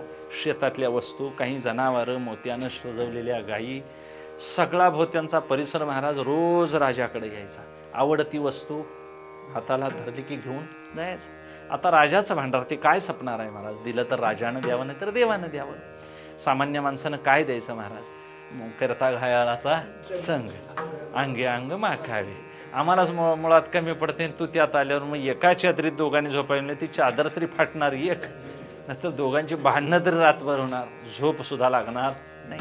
अशी एक अवस्था आहे. मग त्या राजाचा धनभांडार विपुल असल्यामुळं आश्रमाला नेणारे ब्राह्मण थकले, याचक सगळे तृप्तीत तृणांकुर टवटवीत विरुढले, शिवलीलामृता सांगतो श्रीधर स्वामी. तसं प्रत्येक लोक महाराज रोज उठून यायचे न्यायचे, पण एक प्रधान मात्र नेहमी टेहळणी करायचा, असा फिरायचा आणि बघायचा प्रत्येकाची काय भावना आहे. महाराज ही सगळी माणसं रोज यायची आणि बुभुक्षित अशी भूक लागलेली म्हणजे जशी वदनी कवळ होऊ देत नाहीत महाराज, अशी तुटून तुटून खीर वाढली खीर खात्यात, भात वाढला भात खात्यात. एवढी माणसं का कवा अन्न बघाय नाही, का कवा जेवाय नाही, का सलाईन लावून आणल्यात देव जाणे, अशी तुटून पडते. तसं सगळी येईल ती रोज महाराज ते काहीतरी चिंता असायची, वडून न्यायची. बाया बापड्यांनी सगळ्यांनी महाराज पुष्कळ धन नेलं, संपलं नाही. आणि मग प्रधानाला राजा विचारतोय, आज एखादा असा कोण भेटला काय बाबा? नाही म्हणाले महाराज, मी त्याचीच काय करतोय, टेहळणी करतो. आणि एक माणूस असा आला महाराज, त्यानं काहीही घेतलं नाही, सगळं बघायचा, फिरायचं आणि जायचा. प्रधानानं त्या विचारलं नाही. 4-8 दिवस गेल्यानंतर शेवटच्या दिवशी मात्र विचारलं, बाबा तू का असा फिरून रोज जातोय? तर म्हणाले, मी सगळं बघतोय म्हणाले ह्यात, पण हे जे प्रदर्शन ज्या महापुरुषानं मांडलंय तो इथं कुठं मला दिसत, त्याची मला काय घ्यायची आहे, भेट घ्यायची आहे, आणि मला कृपा करून त्यांची भेट घडवून द्या. त्या प्रधानानं महाराज त्याला हाताला धरलं नाही, राजाजवळ नेलं नाही. यानं काय केलेलं आहे, ही सगळी भांडार मांडलेली आहे. आता मला सांगा, सगळी ओढून नेणारी भेटली, पण एकच त्यातनं कुणी प्रदर्शन मांडलंय त्याची भेट घेणारा. आता मला सांगा, राजानं वाटलेल्या धनापेक्षा राजा भेटणं मोठं आहे का धन भेटणं मोठं? मालक धनाचा मिळाला पाहिजे महाराज. आमची माणसं मालकाच्या तपासणीत आहेत का वाटत? आता बोलून टीका होते महाराज. पंढरीच्या वाटेवर जाताना मालक कोण हो? पांडुरंग मालक. तो कुणी आणलाय? पुंडलिकरायाने आणलाय. पुंडलिकरायासारखा प्रधान आहे महाराज, त्यानं तो किल्ल्या सगळ्या तुझ्याकडे घे म्हणून दिलेला मालक आहे. मालक कुठला? नाव नुसतं आहे मालक म्हणून, नाहीतर खरा गडीच आहे महाराज तो. हां, पांडुरंग परमात्म्यानं तुका म्हणे किल्ल्या, तुकया बंधू म्हणे किल्ल्या, संतांच्या हाती दिल्या, अंगा वेगळे आपल्या टाकून झाला मेहमान, पावना म्हणून देव राहिलाय पंढर. त्याच्या वाटेला जाताना महाराज आपण त्याची आस धरायची. पंढरपूर एक नगर आहे, जंबुया द्वीपा माझी एक पंढरपूर धर्माचं नगर आहे. तिथं विठू पाटील नावाचा राहतोय मालक त्याचा, आणि त्याच्या नगरात जायचं तर त्याच्या आज्ञा पाळाव्यात, त्याचीच मला भेट व्हावी अशी इच्छा आहे महाराज. आणि अशी साधकाची कडेपर्यंत समाधान होई तोपर्यंत बुद्धी स्थिर राहत नाही. म्हणून प्रत्येक साधक असेच भेटतील असं नाही. म्हणून तुकोबराय अगदी कळकळीनं सांगतात, आठवण फक्त एवढीच धरा की त्या गोष्टीचा विसर पडला नसला पाहिजे की हेची दान देगा देवा, तुझा विसर न व्हावा. सगळ्याचा विसर पडावा पण तुझा विसर पडता कामा नाही. माणसं विसरली तरच महाराज संसार करतील. विस्मरणात जर नाही राहिलं तर काय काय ध्यानात धरायचं? कुणी बोलल्याला ध्यानात धरतात माणसं, ती आठवणीन रेग आणि रेग सांगतात माणसं. तो मला असं म्हणाला, ही मला अशी म्हणाली, तो मला 2019ला असं म्हणालता. आता झाली तिच्यावर 7-8 वर्ष महाराज. का तिच्यावर प्रबंध लिहायचा आहे, काही एखादा ग्रंथ करायचा आहे, का तुझं आत्मचरित्र होणार आहे? नाही महाराज, आमच्या तुमच्या बोलण्याला, त्या बोलण्यामध्ये काय म्हणा महाराज, ते बाधित बोलणं आहे. संतांचं बोलणं कसं आहे? अबाधित आहे. संत चुकीचे जरी एखाद्या वेळेस भाषा वैभवातनं बोलले तर त्यांचं खरं करणारा देव आहे महाराज. तुकोबारायांच्या दृष्टीनं काही गोष्टी त्यांना मनात आले तशा बोलल्या असतील, ते बाळूमामा बोलले असतील, अन्य संत बोलले असतील. त्यांच्या बोलण्यामध्ये एक सामर्थ्य आहे. सामान्य जीवाचं बोलणं अबाधित नसतं, बाधित असतं. आणि त्या बाधित बोलण्यातल्या जीवाला महाराज बाधितच माणसं आवडतात. अबाधित बोलणारा मनुष्य चालत नाही. सगळीच माणसं जिथं वैयर्थनी वाया खोटं बोलणारी असतील तिथं खरा माणूस टिकेल, त्याला सगळीच उठवून घालवायचा काय करतील हो, प्रयत्न करतील. तसं तुकोबारायांना देखील हाच अनुभव आला. आपला अनुभव सांगायला लागलोय, सुख पाहता वा पाडे, दुःख पर्वता एवढे. कारण सुखाची उपलब्धी आहे कमी आणि आम्हाला दुःखच दिसतंय जास्त. वास्तविक तुकोबारायांची अशी एक इच्छा आहे की आम्हाला सुखाच्या राशीवर आम्ही आहोत, पण आम्हाला भोगायला लागतंय काय? दुःख. दुःख जास्त आहे, सुख जास्त आहे. या तुलनेपेक्षा आम्हाला ओळखच नाही याची काय आहे? संतांना जाण आहे. आम्हाला त्याची ओळख झालेली नाही. आम्ही सुखाच्या राशीचे कोण आहोत? मालकच आहोत महाराज. ज्ञानोबारायांनी त्या काळात रूपक म्हणा केलेला आहे. एक चिंताग्रस्त ब्राह्मण लक्ष्मीची उपासना करीत टेकावर बसला. बसल्यानंतर त्याला इच्छा होती काय, मला 4 सोन्याचं मोहरा मिळाव्या. बसला, लक्ष्मी प्रसन्न झाली आणि त्याला महाराज हा एक कुळाचळ सगळा पर्वतच काय होईल? सोन्याचा होईल. आशीर्वाद दिला आणि निघून गेली. आधीच चिंता होती काहीतरी संसारात मिळावं म्हणून. आता सोन्याचा डोंगर झाल्यानं चिंता करायची काय गरज आहे? परत लक्ष्मी चिंता करत बसलेला बघितल्यानंतर आणि आली, बाबा सोन्याचा डोंगर करून दिला आणि का चिंता तुझ्या तोंडावर? असं का दिनमदन तुझं आहे? तर म्हणाले, हे दिलंच खरं, हे गाडीन वडायचं कुणीकडे म्हणाला, हे बैलगाडी न्याय नको काय? बरं, बैलगाडी न्यायला लागलो तर इथं रखवालीला कोणतरी पाहिजे, मी एकटाच आहे म्हणाला. आता मला सांगा, ती सुद्धा व्यवस्था महालक्ष्मीनं करून दिली, तरी सुद्धा त्या सोन्याच्या रक्षणासाठी, त्या सोन्याच्या व्यवहारासाठी तो चिंताग्रस्तच कडेपर्यंत राहिला. मला सांगा, चिंता मिटवली देवानं तरी जीव चिंता वाढवल्याशिवाय राहत. दिन चिंता वाढत असे. दिवसाला आम्ही चिंताग्रस्तच आहोत. याला कारण आमचा स्वभाव आहे. आमचं अंतःकरण अजून समाधानाला पोचलेलं नाही. आम्ही इंद्रिय आणि विषय या सन्निकर्षातच सुख मानतोय. याच्या पलीकडलं सुख आम्हाला माहिती नाही. आणि खरं सुख संतांना ज्ञात आहे. त्यामुळे या दुःखाच्या राशीत जरी आले तरी त्यांना खऱ्या सुखाची काय आहे? सदैव अनुभूती आहे. म्हणून देवाजवळ गेल्यानंतर काय विसरायचं आणि संसारात काय विसरायचं याची अगदी तुकोबाराया फरक लिहा. जसं आम्हाला असायचं प्रश्नपत्रिकेत, तशी दोन्ही विभागच सांगितलेले आहेत. विसरली वरी देहाची भावना, गवळणी देह सुद्धा विसरल्या. विसरली आम्ही कोणी जातीच्या, वर्णाही चहूच्या एक झाल्या.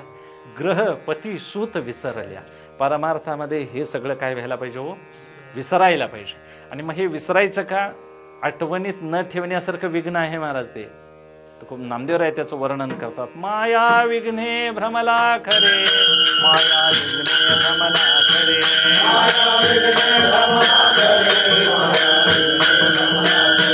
म्हणता मी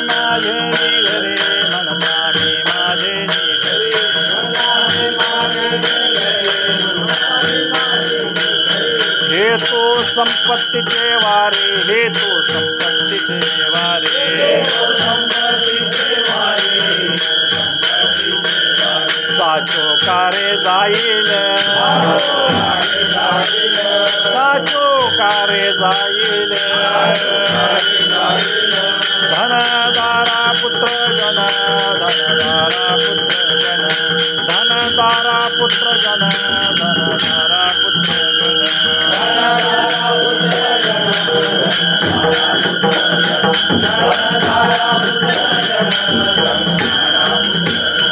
माया विघ्ने भ्रमला खरे, म्हणता मी माझेनी खरे, येतो संपत्तीचे वारे,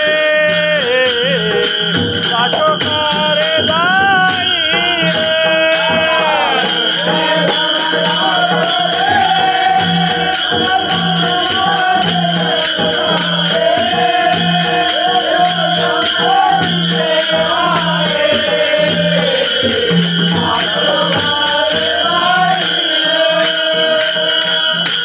खरोखर हे संपत्तीचं वारे एक दिवस जाईल.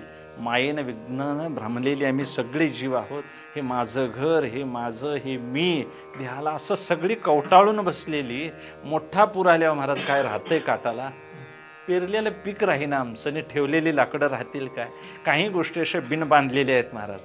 अमुक आमच्या शाडवाचा जावाई, त्याचा पाहुणा, त्या लेकीचा नात जावाई, आता काय ते कोण उपयोग? राखलाच आली तर आली, संगीत माराय ले पोरं मुली यायची पंचायत, संगीत मारायचा बाजार आहे. अजून या हिशोबान बघायला गेलं तर ही खास बोंब मारण्याकरता येतील. महावाक्य ध्वनी बोंब झाली तुकोबारायनी म्हणावं, दिली तिळांजोळी कुळनाम रूपाशी, शरीर ज्याचे त्याचे समर्थ. असा महाराज व्यवहार करणारा माणूस पाहिजे. म्हणजे माहीला कशी व्यवस्थित सोलत्यात, वाटणी करतात बघा, हे इकडं, हे इकडं, चंबडं इकडं, तसं आम्ही देखील करायला पाहिजे महाराज. रडती रात्रंदिवस कामक्रोध माया, म्हणती हाय हाय, ही सगळी मायारूपी अविद्या, याला निर्माण करणारी ती रडत आहे.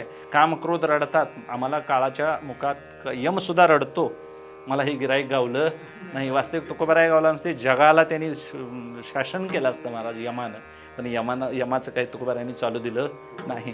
पुढं ते म्हणतात की फिरविला घट फोडीला चरणी, महावाक्यध्वनी बोंब झाली, हे शरीर ज्याचं त्याचं समर्पिलं, आणि लागले अश्रा ज्ञानाग्नी लागला ब्रह्मत्वेसी महावाक्यरूपी. आणि मग असा ब्रह्मज्ञानाचा एखादा अग्नी लागला की मग तिथं काहीच उरत नाही महाराज. आणि मग उजळलेला दीप गुरुकृपा, ही रक्षा आपोआप व्हायला पाहिजे. इथं पेटवून राख उपयोगाची नाही.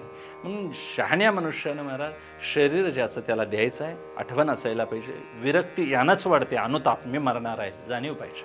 याला वाईट विचार म्हणावेत, वास्तव म्हणावं, पण हे चुकीचं जरी अभद्र वाटत असलं तरी असं लक्षात पाहिजे महाराज. कोणाच्याही श्राद्धाला, कोणाच्याही पोचवायला गेलं तरी मी देखील याच दिवशी या अमरधामात येणार आहे. हे माझं खरं घर आहे.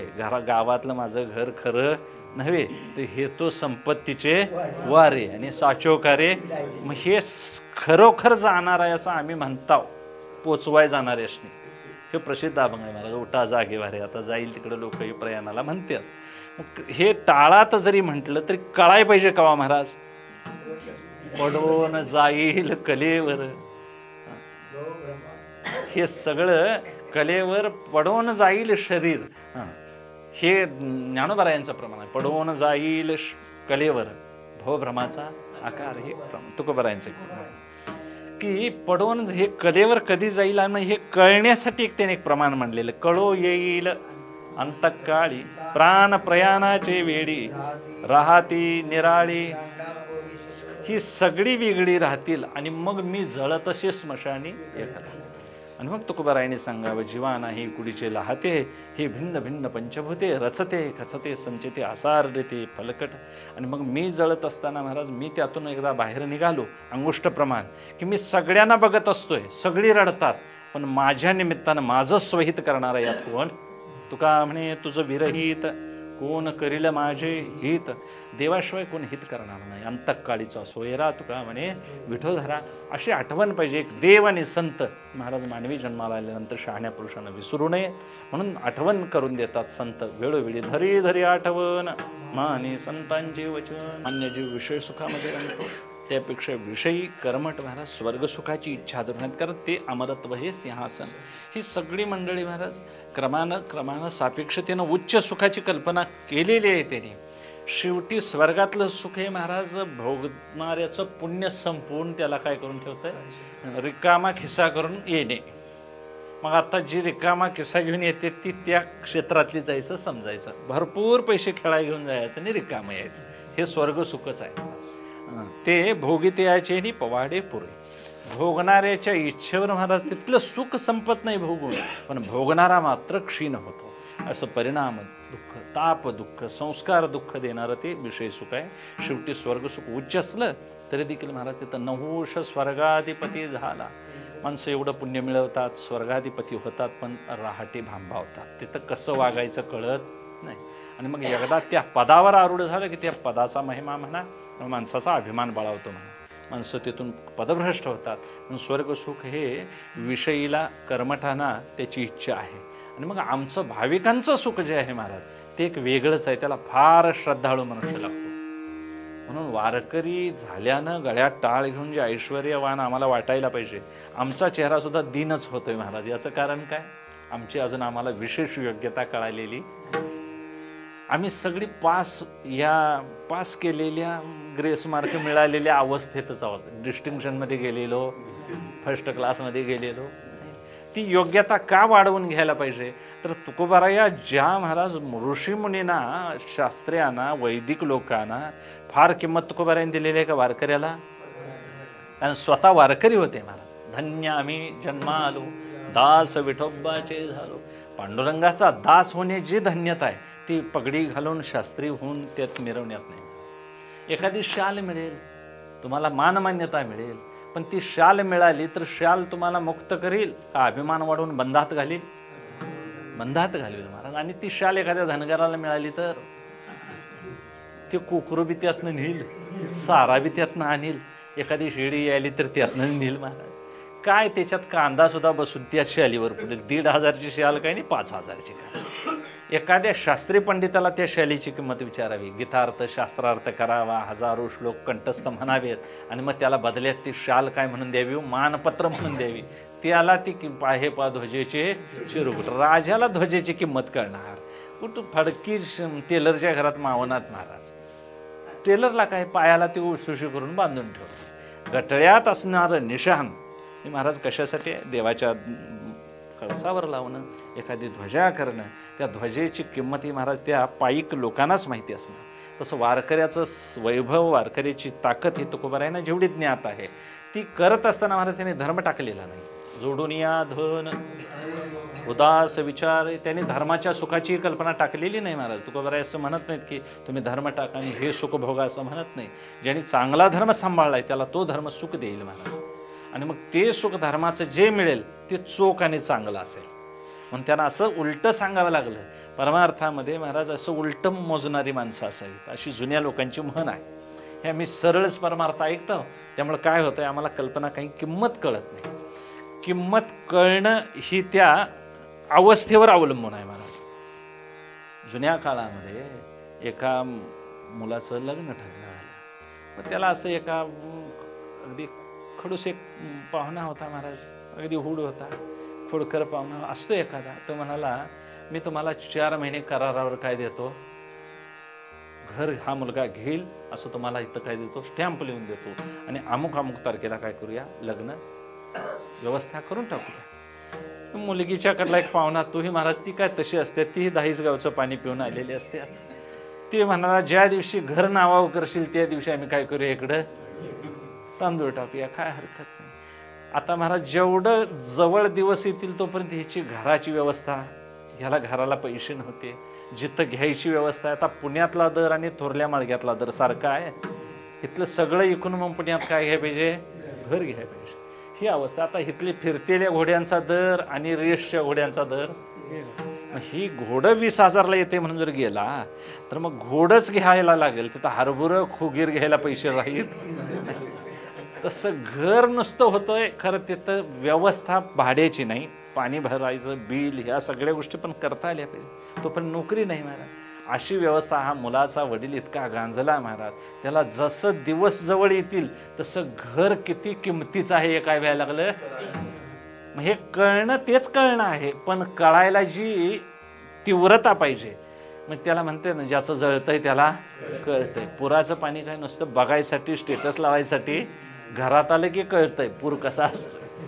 तसं महाराज जसं 4 महिने उलटत येतील हळूहळू हळूहळू जवळ, तसं त्या नवऱ्याच्या मुलाला असं वाटायचं ह्या लग्नात नाही पडलेलं बरं, काय घर काय मिळत नाही. आणि जर लग्न व्हायचं झालं तर घराची इतकी जरुरी आहे. आणि त्याने घातलेली आट साधी जरी असली तर त्याची तीव्रता मात्र त्या नवऱ्याच्या मुलाला जशी कळाली तशी नवरीच्या वडिलाला कळाली. त्या नवऱ्याच्या मुलाला अतिशय नवऱ्याच्या वडिलाला काय झाली, फार महाराज त्या घराची निकड अशी गरज वाटली पाहिजे. श्वासोश्वासासारखी नाक दाबलं की मी मरतोय असं नामस्मरणासाठी आम्हाला काय झाली पाहिजे, निकड निर्माण झाली पाहिजे, गरज निर्माण झाली पाहिजे. साधकानं नामस्मरण हे साधन वापरायचं, धर्म तर सोडायचा नाही. आणि वैराग्याची पाठपुरवणी करून महाराज कोणतंही साधन आम्ही आक्रमण करायचं. आणि त्यात मन हे विकार, विषय, इंद्रिय यांची वाटणी करून द्यायची. तमोगुणाचे बनलेले विषय आहेत, रजोगुणाचं मन बनलेलं आहे, ते चंचल आहे. बुद्धी सत्वगुणाची आहे, पण यांच्या संगतीत लागल्यामुळं महाराज ती सुद्धा भ्रांत कल्पना करते. आणि मग जीवच मुळात अविद्यक असल्यामुळं मग अविद्या प्रतिबिंबे नेटका जीव जो का माझा सखा तो मनोभ्रमे भ्रमोने देखा भोगी सुख दुःखा मनोजन्य. हे मुळात सुख कुणाचं आहे, दुःख भोगतोय कोण, दुःखाचं वास्तविक स्वरूप काय, आणि दुःख कोणाला होते, दुःख होण्याचं ठिकाण कोणतं, हे असे पुष्कळ गहन विषय आहेत महाराज. वास्तविक दुःख होण्याची ठिकाणं प्रत्येक योग्यानी, कर्मठांनी, विषयीनी, साधकांनी, आमच्या साधू संतांनी सगळी ठिकाणं तपासलेली आहेत. सुख कोणाला होते म्हटलं तर शरीराला होते म्हणणारा एक वर्ग आहे. शरीराला दुःख होतंय, शरीराला सुख होतंय म्हणावं तर महाराज इतकं कष्ट करून जगस्पृहे आस्पद एक सार्वभौम एवढं कष्ट करतात माणसं महाराज. आणि काय करतात, मला राजा व्हावाची इच्छा धरतात, त्याच्यासाठी कितीही दुःख सोसतात. मग क्षणभरी आम्ही सोसिले वाईट साधिरे आवीट निजसुख. परमार्थासाठी आधी तरी किती कष्ट सोसावं आणि मग पुढे ते निजसुख भोगावं, असा परमार्थाचा एक मोठा उच्च वर्ग आहे. भगवान शंकरांनी जगावर आलेलं संकट विष पिऊन महाराज निवर्तलं. पहिली या वैराग्य घरळा, धैर्य शंभू ओढवी गळा, मग ज्ञानामृते सोहळा पाहिजे. ते ज्ञानामृताचा सोहळा बघायला गेलं तर पहिलं विष प्यावं लागेल. कोणतं, वैराग्य निरपेक्षाचा गळा. ते वैराग्यवान असा साधक पाहिजे. म्हणून तुम्ही आम्ही सगळेच महाराज जर पामर्या टप्प्यात राहू तर आम्हाला तुकोबारायांचा उपदेश पचणार नाही. तुकोबारायांची उंची आहे वेगळी आणि आमची उंची आहे वेगळी. तुकोबारायांच्या वावरण्याच्या जागा वेगळ्या आहेत महाराज. एखादा कोट्याधीश माणूस 10 रुपयाची गोष्ट बोलेल, रस्त्यात तरी बोलेल का, तुम्हाला 10 रुपये कमी आहेत, माझ्याकडनं 10 रुपये घेऊन जा असं म्हणेल. अगदी त्यानं सहज खिशातनं काढला तरी महाराज तो 500चे 1000 2000 रुपयेचं तो बोलणार. त्याचा व्यवहारच असा असतोय, अगदी पक्का व्यापारी मोठा असावा. आणि त्या व्यापारी असं त्या व्यापारावर काय असावं, प्रभुत्व असावं. मग कापडाच्या क्षेत्रात जा, साखरेच्या क्षेत्रात जा, औद्योगिक क्षेत्रात जा, सगळीकडे त्या एकाच माणसाचं काय असावं, वजन असावं. मग त्या माणसाला सरकारला वाकवाय वेळ लागेल काय हो. तसं आमच्या संतांच्याकडे गेलं तर ज्ञानाच्या दृष्टीनं बघायला गेलं तर ते देवाला खाली वाकवतात, भक्तीच्या दृष्टीनं देव ऋणी करतात, कर्माच्या दृष्टीनं ते कर्माचा अनादरही करत नाही. देवाला कर्मातूनही पूजा म्हणतात. तया सर्वात्मका ईश्वरा स्वकर्म कुसुमांची वीरा पूजा केली हो व्यापारा तुषा. कर्मही टाका म्हणत नाही. तसं एखादा व्यापारी मोठा असावा, एखादा मोठा उद्योजक असावा. आता एक 2-3 उद्योजक आहेत महाराज आमच्या देशाला, त्यांनी वाकवलंय का नाही. मोठ्या पदाला महाराज त्यांनी काय केलंय, मान खाली घालायला लावलेली, एवढी त्यांची ताकद आहे. ते म्हणतील तिकडं महाराज त्यांना काय करावं लागतं, जावं लागतं. असं संतांचं देखील एक वेगळं जग आहे. म्हणून संतांच्या जगाच्या दृष्टीने त्यांनी ती कल्पना असते महाराज. मुंबईतलं आजा नातवासने आपलं जुनं गाव दाखवा घेऊन आला. तर ती मुंबईत मुलं जन्माला आली, मुलांची मुलं नातू म्हटल्यावर 3री पिढी ती तिथं वाढलेली सगळी शहरात 10-20 मजली घरं बघितलेली, तिने कधी आकाशच बघितलं नाही.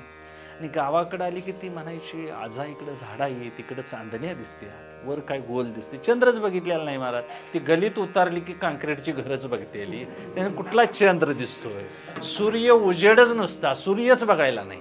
आणि ती इकडं गावाकडे आली की इकडं काय गोल लाल भडक दिसतंय म्हणायची, आता सूर्य उगवल्याला बघायला मारामार. एवढी सुखाची कल्पना त्यांची वेगळीच झालेली. आणि संध्याकाळच्या दिवशी वेळेला परड्यात कामोल करीन कामाच्या बायका मजूर महाराज शेत गाव जनावरं फिरवून आणली, ती धारा काढायला लागले. आजोबा एक शिंगाचा प्राणी आहे काळा, त्याच्याजवळ बसून कोणतरी म्हातारी पांढरं काहीतरी काढते असं कोण म्हणायला लागलाय होतो, नातू.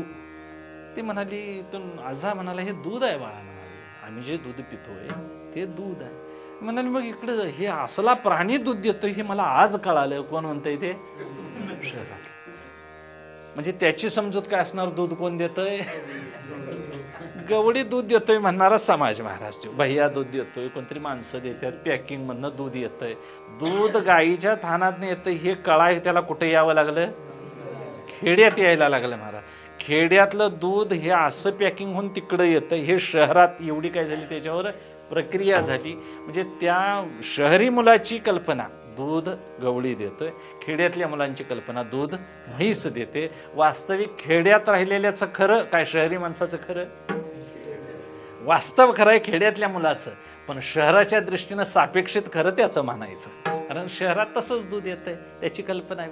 आणि मग शहरातला मुलगा ज्यावेळी ते मान्य करत नाही त्यावेळी त्याला अडचण पडते. म्हणून संतांना सांगायला एवढी अडचण पडली महाराज, एखादा ज्ञानी शिल्लक राहिला तर राहू दे तिकडं, रामेश्वर शास्त्री यासारखा. खरं ही साधी भोळी माझी माणसं काय करू द्यात, तुम्ही करा, भजन करा, लागून या पाया विनवितो तुम्हाला करे टाळी. कारण ही माणसं विश्वासाला पात्र आहेत महाराज, ही विश्वास ठेवतात, यांचा काय होईल, उद्धार होईल. मी सांगितल्यानंतर अशी एक तुकोबारायांना जाणीव होती. म्हणून ते सांगतात, इतर लौकिक सुखाच्या मागं न लागता, या वैषयिक सुखाकडं, त्रिपुटीतल्या सुखाकडं न लागता, ते काय म्हणतात, भोगनिरपेक्ष सुख आहे वेगळं, ज्याला आश्रय नाही, विषय नाही. ते सुख कसं आहे, सगळ्या सुखाच्या पलीकडलं आहे. सत्य ज्ञानानंत गगनाचे प्रावरण, नाही रूपवर्ण गुण जेथे, किंवा आनंद अद्वय नित्य निरामय, जे एका निजध्येय योगियांचे. म्हणजे सुखच मुळात त्याला आनंद असं म्हणतात. आणि त्या आनंदाला मग महाराज पारावार नाही, त्याला सीमा नाही. असा अवघेची त्रैलोक्य आनंदाचे हाता, असा आनंद नाथाने भरून उरला, ज्ञानोबरायांनी भरून विश्वाच्या अर्थ माझ्या मने प्रकाशले. प्रकाश म्हणजे आनंदच आहे. परमार्थातला आनंद महाराज प्रकाश होणे, जिकडं तिकडं तमाचा अंधार घालवणे, उजेड करणे. त्या निमित्तानं तुकोबाराय सांगतात, हे सुख जे आहे लौकिकातलं हे जवा एवढं आहे, दुःख आहे पर्वता एवढं. वास्तविक सुख ज्याला होतंय तो जीवच आहे, दुःख ज्याला होतंय तो जीवच आहे. जीवाला देह मिळालेला आहे. देहाला होणारं दुःख हे आतल्या शरीराला होते का देहाला? खरं दुःखाची प्रतिक्रिया आत उमटते. आत उमटलेलं बाहेर व्यक्त करण्यासाठी ह्या शरीराचा काय होतोय, वापर होतोय महाराज. एखादा मोठा घाव लागला तर आई ग म्हणून माणूस आरडतो ह्या तोंडानं. एखादी भीती वाटली तर डोळं पांढरं करतोय माणूस, मोठ्यानं ओरडतो. ह्या शरीराचा वापर होतो. आत विकार तयार झाले तर बाहेर व्यक्त करण्यासाठी हे शरीर पाहिजे. म्हणून नामदेवराय सांगतात, विकाराचे मूळ दिले हे शरीर. सगळं विकार या शरीरात आहे. शरीर दुःखाचे कोठार, शरीर रोगाचे भांडार. हे अपवित्र आहे तरी सुद्धा उत्तम आणि चांगलं आहे, साधन म्हणून वापरलं तर. याचं साध्य म्हणून संसारात वेळोवेळेला साध्य काय होतंय, बदलत जात आहे. आम्ही कीर्तनाला आलोय म्हणून हे देव इथं साध्य आहे. घरला गेला की मग सकाळी धार काढणं हे साध्य, त्यातून पैसा मिळवणं हे साध्य. असं बदलत बदलत बदलत साध्य जाते. असं साध्यांतर होतंय त्याला संसार असं म्हणतात. आणि वास्तविक परमार्थामध्ये साध्य बदलत नाही, पण इंद्रिय वेळोवेळी आम्ही हीच वापरत असल्यामुळं संतांना पटवून सांगायची वेळ आली की तुम्ही कीर्तनापुरता असे नका, पण मोटके निमिषभरी दे तुझाय, तेवढ्यासाठी तरी चित्त तुम्ही काय करा, एकाग्र करा. कारण हा सगळा बाजार आहे हो मायेचं विघ्न आहे. तुम्ही यात भ्रमून राहू नका. हे कलेवर जोपर्यंत उभा आहे तोपर्यंतच हे उभे आहे ते सुशोभ. भस्म कृमी विष्टा उभे आहेत, भाविता किटकी झाली भृंगी तिया क्रमिले नभ, भावे भक्ती सुलभ ओळगा ओळगा पद्मनाभ. म्हणून पडवून जाईल कलेवर विठ्ठल उच्चारिपा सार. सार इथं विठ्ठल आहे, तेवढंच तुम्ही उच्चारण करत राहा. कारण हे सगळं बाळपण जरा व्याध निम्म आमचं आयुष्य रात्रीनं नेलंय, बाळपण जरा व्याध गेलं. बाळपण म्हणजे पुढं म्हातारपण येईल, त्यात आणि व्याधी, त्यात शारीरिक व्याधी, मानसिक व्याधी, ह्या सगळ्या त्रास देणार आहेत. म्हणून ते सांगतात सूक्ष्म शरीर जपायचं आहे परमार्थाचा. त्या सूक्ष्म शरीराला देखील कारण मागं शारीरिक दुःखाचं बीज आहे महाराज. आणि मग दुःखाच्या बीजापर्यंत आम्ही प्रवास असते असते करून शेवटी अन्नमय, प्राणमय, मनोमय, विज्ञानमय आणि शेवटी आनंदमय कोशापर्यंतच्या जाऊन आम्ही पाचही कोशाचा निराश करायचा आणि शेवटी आत्मसुखाचे राजा आम्ही आहोत. असं आत्मसुखाची या गोडिया विटे जो का सकळा विषया, जयाचे ठाई इंद्रिया मानू नाही. इंद्रियांचा मान तिथं राहत नाही, सगळी कसमस मोडते, तिथं तळमळ थांबते.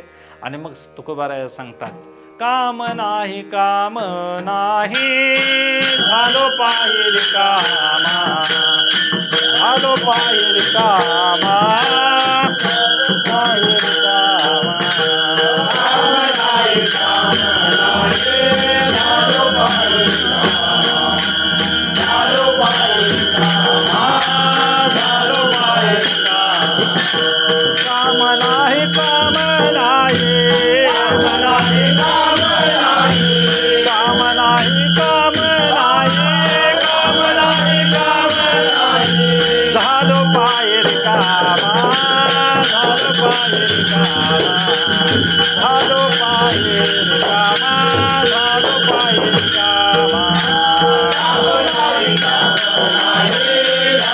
पाहिजे कामा, झालो पाहिजे कामा, झालो पाहिजे कामा.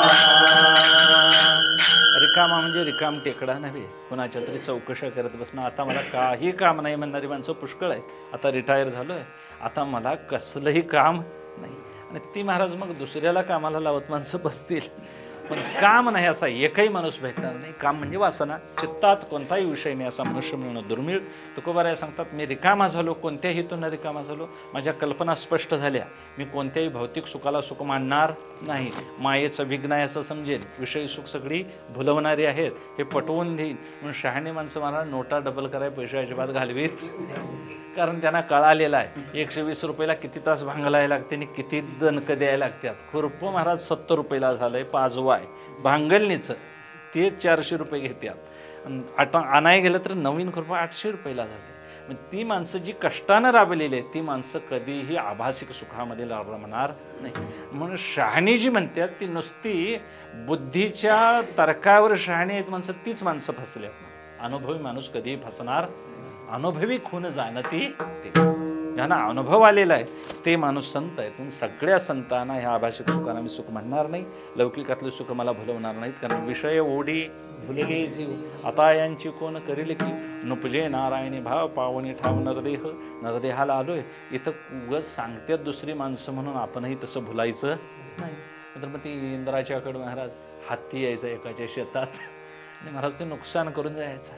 त्यानं म्हणाला रोज येतो आणि कोण प्राणी नुकसान करतोय बघायला आला. आणि त्या दिवशी ऐरावत इंद्राचा येत होता महाराज. आता त्याला कुठं तिथलं खायचं कमी पडलं, ते खाली पाठवला आता देवजाने. त्याला बघायला गेल्यानंतर ते हळूहळू स्वर्गात जायल्यानंतर यानं जाऊन त्याचं शेपूट धरलं आणि हा गेला स्वर्गात. म्हणाले इथं पापी माणसांना प्रवेश होत नाही. आणि तू कसा आलास म्हणाले. हे म्हणाले तुमचं गिराईक खाली आलं तर म्हणाले ह्याच्या शिफ्टीला धरून मी वर आलोय, मला जमलं तर घ्या, नाहीतर म्हणाले मग अवघड होऊन जाईल म्हणाले. तर काय इथंच दम द्यालायस, तुला काय द्यायचं, कशाला इंद्राकडे पुढे जातोस म्हणाले, इथंच काय पाहिजे ते.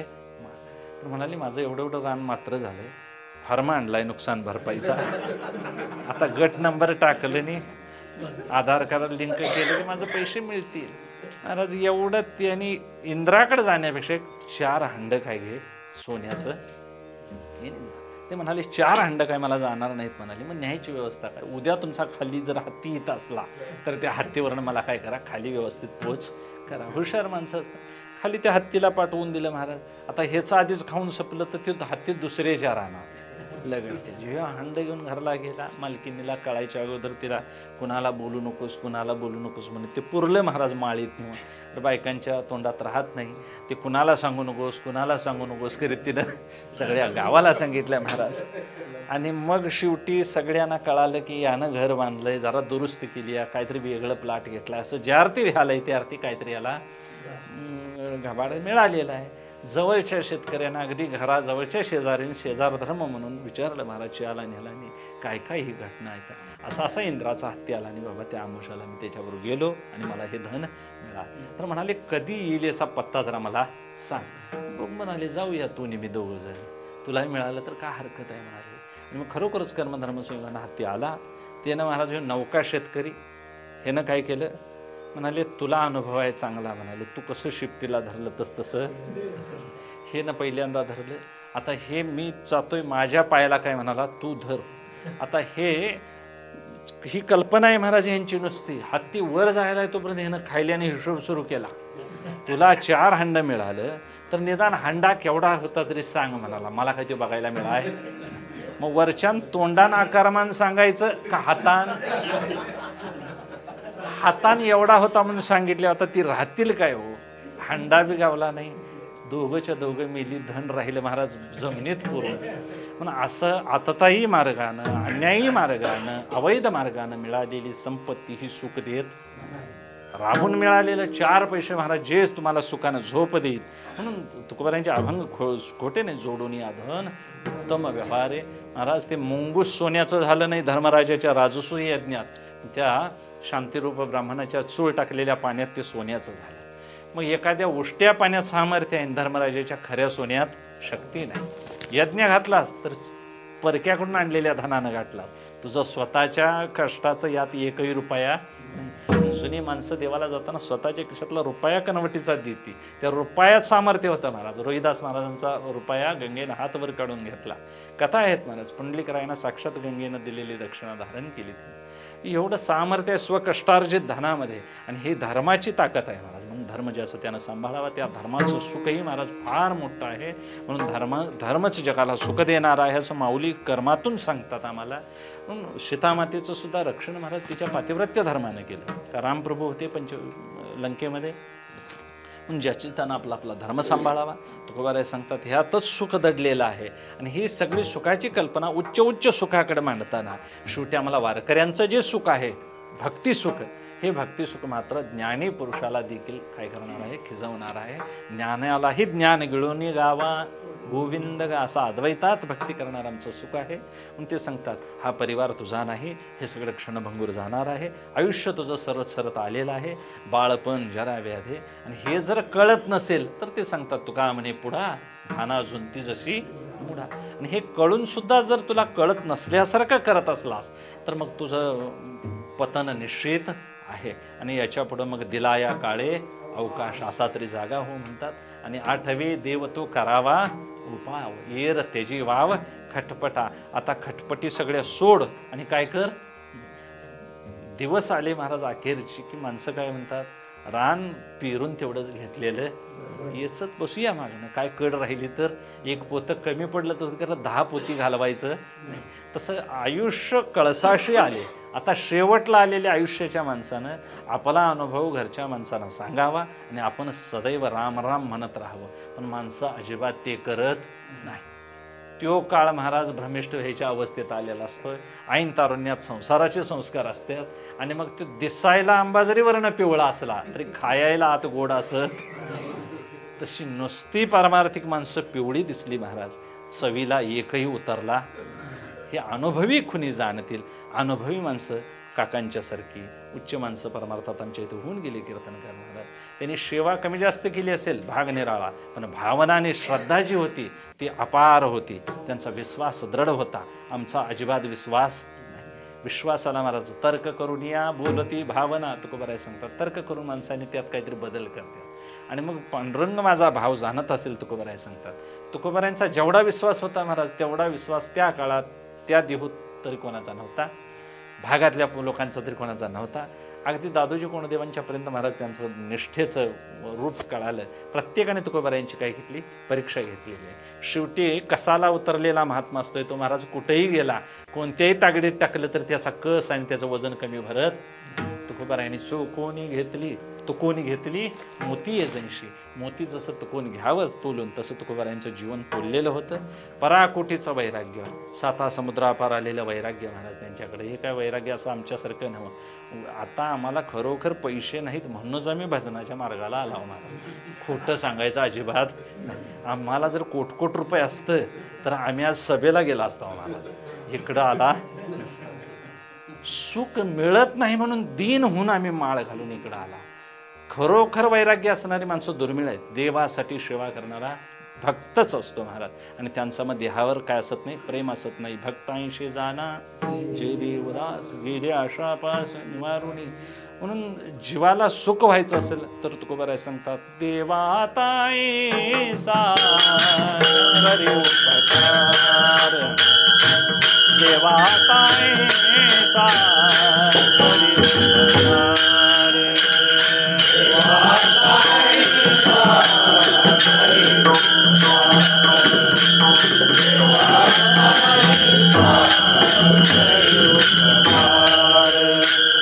देहाचा विसर पाडी मज, देहाचा विसर पाडी मज, करता जीव सुख पाविना, करता जीव सुख पाविना.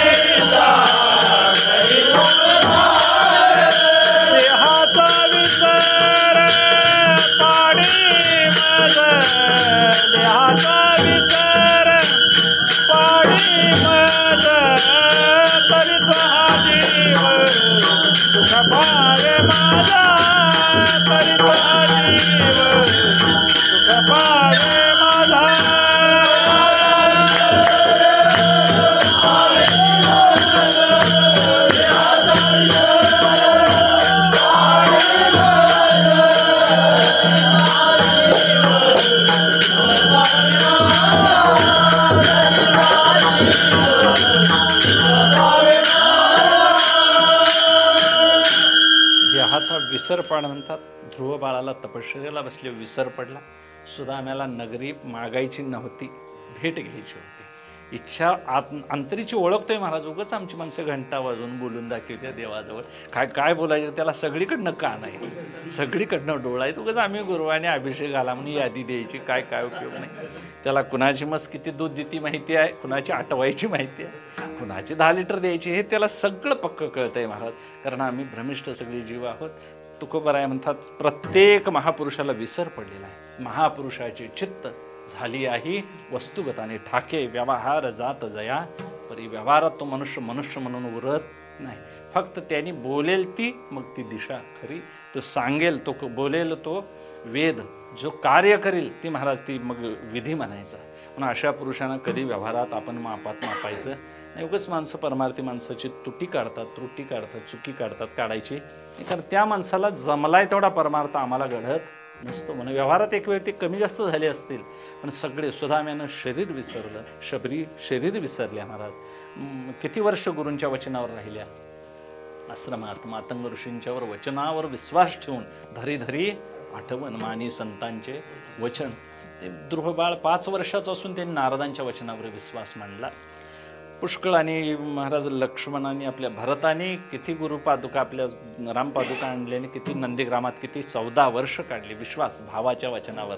आता भाऊ साक्षात परब्रह्म आहे हे त्यांना कळालेलं आहे. अनेकांचा विश्वास आहे महाराज. रुक्मिणी मातेनं ठेवलेला विश्वास अनेक, सुभद्रेनं, द्रौपदी मातेनं ठेवलेला, कुंती मातेनं, ही सगळी महान अशी मंडळी आहेत. अर्जुनाचा देवावर किती विश्वास होता. पडता जडभारी दासी आठवावा हरी मग तो होऊन दिशी आड घाली सुख ठेवी. आम्हासाठी एका पदात म्हणतात आम्हासाठी अवतारमध्ये सुख ठेवी दुःख आपणची. देव जर भक्ताचं दुःख घेत असेल आणि सुख देत असेल तर खरं सुख हे महाराज वेगळंच आहे काहीतरी. आम्ही सुखाच्या नावाखाली काहीतरी तिसरंच करतोय हे वाक्य निश्चित आहे. त्या सुखाची आम्हाला ओळख व्हावी, आठवण व्हावी. संतांनी दिलेला पायाला आठवणी सदैव जर राहील तर तुकोबाराय सांगतात या घाण्याच्या आणि परत चक्रात पडायची गरज भासणार नाही. यातनं कोण सोडविल तर धर्म जागो सदैवाचा जेवा परोपकारी. कारण ही सगळी मंडळी महाराज माता पिता बंधू भगिनी कोणी न पवती निर्वाण इष्टमित्र स्वजन सखे हेतो ही मांडणी सुखाची आहे. सुखाच्या मांडणीत दुसऱ्याला आमंत्रण देतात. आज पाहुणंही आल्यात नाही महाराज, गावचीही मंडळी आल्या. गावची मंडळी काही सुखाचे कारण नाहीत, श्राद्धाच्या निमित्तानं पाहुण्यांचीच गरज आहे. पण सुखाची मांडणी जिथं असते तिथं फक्त आपलीच माणसं असतात. मग त्याला एक स्वतंत्र जेवणावळ असते. आणि मग अशा कार्यक्रमाला मात्र सगळ्यांचाच काय असतो सहभाग असतो. यात अन्नदान होतंय ते खरं म्हणायचं महाराज. माईला अन्नदान न म्हणायचं नाही. अन्नदान म्हणजे माही नव्ह, ते तुम्ही तुमच्या पोटासाठी केलेला काय आहे शैनीचा एक विभाग आहे असं म्हणायचं. म्हणून ही सुखाची मांडणी असते, ही कळावी. ही सुख नुसती आणून गोळा करून दाखवित्यात, कोणीही सुख वस्तुता देत नाही. वस्तुता सुख द्यावं संतांनी, त्या सुखाची जागा तुम्हाला आम्हाला ओळखून द्यावी अशी संतांनी आठवण पायाला द्यावी. तुकोबाराय सांगतात तुम्हाला व्हावी. अनुताप मरणाचं सदैव जुनी माणसं हे लक्षात धरून काम करत होते. मला काम कमी होऊ दे पण शरीर सांभाळून त्यांनी कामं केली. कधी तमोगुणासारखं शरीर वापरलं नाही. म्हणून भक्तीत देखील अहंकार पाहिजे. मी वारकरी होईन, टाळ वाजवीन, मला शरीर कीर्तनाकरता ताकद द्यावी. आणि हे कथेची सामुग्री देह अवसानावरी माझी गात्र भंगाला जाऊ देऊ नकोस पांडुरंगा, माझ्यात शक्ती दे. आणि मी हरीचा दास आहे, झुंजारते एक विष्णुदास, जे की अशा न्यायाने मी महाराज काय करेन सेवा करेन. असा अहंकार जुने आम्ही हरीचे भूषावया लागी जे अहंकारू वाहत अंगी, असा अहंकार वारकऱ्यानं व्हायला पाहिजे महाराज. आणि मग रजोगुणाचा अहंकार जर महाराज रात्रातभर तमाशे करतात, नाचत्यात, त्यांनाच घाम येत नाही, आम्हाला 2 तासात का बरं गुडघं दुखावं, अहंकार नाही आम्हाला. सत्वगुणाचा सेवेचा अहंकार पाहिजे. आता तो अहंकार म्हणजे कसा कार्यप्रवृत्त होण्याकरता पाहिजे, तो बाळगायचा नाही, वाहवायचा नाही. आणि तमोगुणी माणसं जर एवढं कार्यप्रवृत्त होत असतील तर आम्ही का होणे. रात्रभर उंदीर जर उकरत असेल फायदा आहे काय होत्या. एका कणालागी उंदिरू आसका उपशे डोंगरू शेवाळ उद्देशे दरदुरू समुद्र ढवळी. अखंड बेडकं केवढी केवढी मोठी असतील समोर, ती रात धड महाराज काय ढवळती आतच नसते. खात्यात कुठंतरी एखादा शेवाळाचा कण. हे उंदीर नाश जास्त करतोय, खातोय कमी. शहाण्या माणसानं काय करायचं मला पुष्कळ अभ्यास करायचा साधनेचा. पुस्तकं लय वाचली म्हणजे ज्ञान येतं असं अजिबात नाही. वाचलेल्यांचा बाजारच एक निराळा आहे महाराज. आणि अनुभवाची माणसं आहेत निराळी. अनुभवी म्हणत्या सगळं जरी वाचलंस तर त्या वाचण्यातलं प्रमुख काय, वरातीवर बसल्यानंतर माझं लग्न लागलेली पत्नी माझ्या डाव्या बाजूला आहे, ती माझी धर्मपत्नी आहे. दुसऱ्या आलेल्या सगळ्या करवल्या ह्या जवळच्या घरातल्या पुरी आहेत, अशी जाणीव असणारा पाहिजे. काय सगळ्याच मला दिलेली पत्नी धर्मान आहे, ती माझ्या वरातीवर बसलेली आहे, हे माझ्या वाटणीचं सुख आहे. हे प्रत्येकानं असं लक्षात ठेवलं पाहिजे. वारकऱ्याला सगुण साकाराचं सुख कळालं पाहिजे महाराज. निर्गुणाकडे त्यांना धाव अजिबात घ्यायची नव्हे. निर्गुणाचं कानावर सुद्धा अद्वैताची वाणी नाही ऐकत मी काणी, असा ठाम निश्चय. म्हणून पंढरपूरचे कीर्तनकार महाराज त्यांचा का आनंद वाटतो. त्या माणसाने सगुणाचा जेवढा आमच्यावर मारा केला तो खरंच त्यांनी भक्तीला आम्हाला लावलं. त्यांनी खरोखर भक्तीची वाट आम्हाला दाखवली. आणि अशी माणसं जर हाताला धरून चालवणारी असतील तर त्या साधकांचं काय भाग्य असावं. म्हणून अशा जुन्या माणसाने महाराज त्यांना आश्रय दिला, भरपूर खायला घातलं, त्यांच्याकडून भजन करून घेतलं. आमच्या गावची माणसं त्या बाबतीत व्यवहारीने शहाणी म्हणायला काय हरकत नाही. जो वाजवतोय त्याला खायला घालून कसं वाजवून घेतलं, जो सांगतोय त्याला चातुर्मासाला ठेवून म्हणायला सांगायला लावून काहीतरी लोकांना शहाणे करून सोडावे सकळ जन. नाहीतर मला येतंय ते मी दुसऱ्याला देणारच नाही म्हणून बसला तर मग काय उपयोग मला. एखादा औषध तुम्हाला माहिती असलं मरताना दुसऱ्याला शिकवून जावावं, नाहीतर उगाच माझ्या मागं हे माझ्याबरोबरच जाणार असं झालं तर मग ते चुकीच होईल. म्हणून संतांच्या जीवनाचा विकास हा महाराज उच्च प्रतीचा आहे.